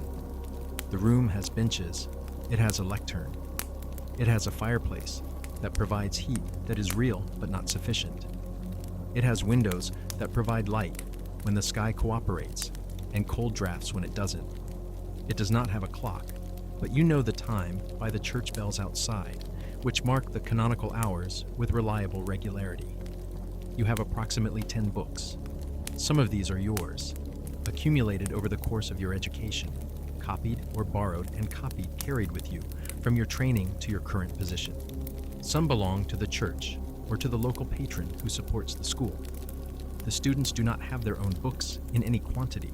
A few of the wealthier boys have a psalter, the basic devotional text that was also used as a reading primer, and 1 or 2 have a grammar text. For the most part, the text exists in your head and on your lips, transmitted to the students through speech and repetition. Your day begins early, because the school day in most medieval grammar schools began at 6 or 7 in the morning, or at dawn in the winter months. When dawn comes late enough, that beginning at a fixed clock hour would mean starting in the dark. The students arrive noisily. You establish order, which takes longer than it should. Morning prayers are said. The school day began and ended with prayer, a reflection both of the ecclesiastical context of most medieval schooling and of the general religious framework within which education was understood. Then instruction begins. The youngest students, the 7 and 8-year-olds, are learning their letters. The alphabet, in medieval educational practice, was learned from the hornbook, a small wooden paddle with a sheet of paper or vellum attached, showing the alphabet, the vowels, combinations of letters, and the Lord's Prayer, covered with a thin sheet of transparent horn to protect it from handling. This was the most basic educational technology of the period, cheap enough to be widely used and durable enough to survive the attentions of small children. The child learning from the hornbook was learning to associate the shapes of letters with their sounds, the same basic phonics process that underlies early reading instruction today. From the hornbook, students progressed to the Psalms, specifically to reading the Psalms in Latin, beginning with the first psalm and working through them in sequence. The Psalms served as the primary reading text of medieval elementary education for several reasons. They were widely known orally, which meant students could check their reading against their memory of the text. They were religiously important, which meant learning them served a devotional purpose alongside an educational one. And they were available. Virtually every church had a psalter. The practice of reading from the Psalms was simultaneously a reading lesson and a Latin lesson, because the child was not reading in their native language. They were decoding a foreign language, a language they had heard in the liturgy and might partially understand from context, but which they had not spoken and which required both phonemic decoding and lexical and grammatical understanding. The difficulty of this process, learning to read a foreign language as a way of learning to read at all, was substantial, and the slow, repetitive, drill-heavy methods of medieval elementary instruction were a rational response to a genuinely difficult pedagogical challenge. Writing was taught separately from reading and came later. The physical process of writing, forming the letters, managing the quill, maintaining consistent letter forms, was distinct enough from the mental process of reading that medieval educational practice treated them as distinct skills to be acquired in sequence. Many children who learned to read never learned to write to a fully functional level, because writing instruction required additional time and resources and was considered less essential for most purposes. The proportion of medieval people who could read was larger than the proportion who could write with facility, and this shaped the character of medieval literacy in ways that are important to understand. The intermediate students, the 10 to 12-year-olds, were working through grammar. Specifically, they were working through Donatus in its standard format, question and answer, drilling the parts of speech and their properties, with the master asking and the students answering in a recitation format that filled the room with the sound of students chanting Latin paradigms. This was not as dry as it sounds, or rather, it was exactly as dry as it sounds, and the students' relationship to it varied from resigned competence to active enthusiasm, to barely concealed desperation, probably in proportions similar to any modern classroom's relationship to the equivalent material. The construing of Latin texts, reading a Latin text aloud, and then analyzing it grammatically and translating it into the vernacular, was the central intellectual activity of the grammar school. Students construed texts sentence by sentence, parsing each word, what part of speech, what case or tense or number, what function in the sentence, what it means. This process was laborious, but it built a genuine and systematic understanding of how Latin worked, and the student who had been thoroughly drilled in construing for several years had a relationship to Latin grammar that was qualitatively different from superficial familiarity. The texts used for construing in the medieval grammar school were a mixture of the religious and the classical. The Distiches of Cato, a collection of moral maxims in Latin verse, attributed to the Roman moralist Cato but actually compiled in late antiquity, was a standard elementary text, partly because its moral content was considered appropriate for young students, and partly because its short, self-contained verses were convenient units for construing exercises. Aesop's fables in Latin versions were similarly used. The hymns of the liturgy were construed, and as students advanced, Virgil appeared, the Eclogues and Georgics first, then the Aeneid, alongside selections from other classical Latin poets and prose writers. The moral dimension of the texts was not incidental. Medieval grammar school education was not simply linguistic training, it was moral formation, the shaping of character through exposure to texts that embodied and transmitted moral values. The distiches of Cato were chosen partly because they were morally useful. They told students to honor their parents, to avoid bad company, to be diligent and humble and honest. And the construing of morally useful texts was considered to accomplish two educational purposes simultaneously: developing linguistic competence and forming character.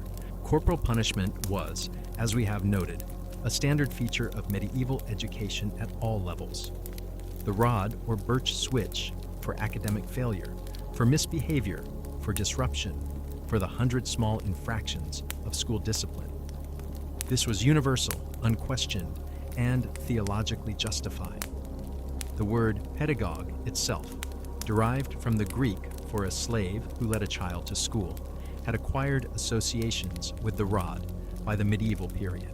School discipline was understood as analogous to parental discipline and to the spiritual discipline of the monastic life, necessary, formative, ultimately beneficial to the recipient. What varied was the severity of the punishment and the temperament of the individual teacher. The sources contain evidence of teachers who were genuinely brutal, who used punishment excessively, who punished for reasons other than genuine educational benefit, whose students lived in fear rather than in the productive discipline that corporal punishment was supposed to create. And they contain evidence of teachers who were thoughtful about when and how to use punishment, who, like Anselm of Canterbury arguing against excessive harshness, understood that crushing a child's spirit was counterproductive to the educational purpose. Medieval educational writers did think about pedagogy, about how to teach effectively, in ways that occasionally produce insights that are genuinely recognizable to a modern educator. Hugh of St. Victor, the 12th century Parisian scholar, whose Didascalicon is one of the most interesting medieval educational treatises, wrote thoughtfully about the conditions for effective learning. The student must love learning, must approach it with humility rather than pride, must understand that the beginning of wisdom is accepting that one does not already know everything, must develop the habit of regular reading and reflection. These are not empty pieties. They are recognizable pedagogical observations about the internal conditions that make learning possible. Hugh also wrote about the organization of knowledge, the relationship between different fields of study, the order in which they should be approached, the way in which each discipline built on and was illuminated by the others. This meta-educational thinking, the attempt to understand the structure of knowledge itself, not just the content of specific subjects, is one of the more sophisticated products of medieval educational culture, and it is connected to the encyclopedic tradition that runs from Isidore through Hugh and Aquinas to the great intellectual syntheses of the later medieval period. The practical conditions of medieval schoolmastering were not enviable by modern standards. Pay was variable and often inadequate. Schoolmasters were frequently among the lower paid members of educated society, and the prestige of teaching, while real, was not always matched by financial reward.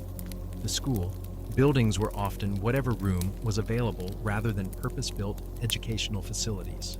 The resources, books, writing materials, any kind of specialized equipment were limited, and yet people did it year after year in hundreds of towns and villages across medieval Europe.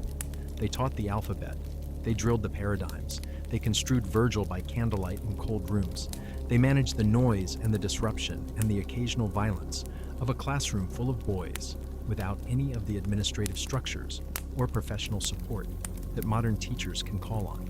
And the students they produced, the literate administrators, the educated clergy, the merchants who could keep their own accounts, the scholars who went on to the university, and from there to the great intellectual achievements of the medieval period, were the product of this modest, unglamorous, essential work. The schoolmaster is one of the great unsung figures of medieval history. Not the great philosopher, not the powerful abbot, not the distinguished professor, just the moderately educated man in the moderately cold room with his Donatus and his birch switch, and his 20 students doing the foundational work on which everything else depended. Conclusion: the bell that never stopped ringing.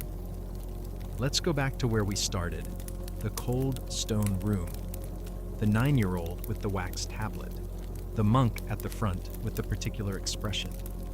The January morning in 1073 that was, by any objective measure, not a great morning for anyone involved. What was happening in that room? Something that looks, from a distance, almost unbearably primitive. Rote memorization, drill and repetition, the constant threat of physical punishment for errors, one room with one teacher for students of all ages and abilities. No printed books, no heating worth mentioning, no professional teacher training, no child psychology, no learning support, no safeguarding, policies, no standardized curriculum, no examination board. And yet, the child in that room would learn Latin, would learn to read texts that had been written 1,000 years before his birth, in a language that nobody spoke as a native tongue, and would find in those texts the accumulated intellectual achievement of a civilization that had come before him. He would learn to think, not perfectly, not freely of all the period's biases and limitations, but genuinely, rigorously, in the tradition of structured logical analysis that the scholastic method represented. He would be connected through the chain of teachers and texts and copied manuscripts to Virgil and Aristotle and Augustine and Bede, to the whole long conversation of Western intellectual history. And if he was talented and fortunate and persistent and had a patron willing to support him, he might eventually sit in a lecture hall in Paris or Oxford or Bologna, arguing about the nature of the soul or the proper interpretation of Aristotle's physics or the correct procedure for resolving a disputed canon law case, in a community of scholars from across Europe, connected by their common Latin and their common method and their common conviction that the pursuit of knowledge was worth the effort. He would be the product of a system that was, by modern standards, brutal in its pedagogy, narrow in its social reach, limited in its intellectual imagination, and profoundly unjust in its exclusion of women and the poor from its highest reaches. And he would also be the product of a system that had, against the odds, preserved the intellectual inheritance of the classical world through centuries of political chaos, transmitted it across the whole of Latin Christian Europe, organized it into institutional forms that survived the medieval period and are still with us, and pushed it toward new intellectual syntheses that none of its originators could have predicted. The bell that called students to the monastery school in the morning, marking the hours, organizing the day, summoning the community to its collective work, was the same bell that called the monks to prayer.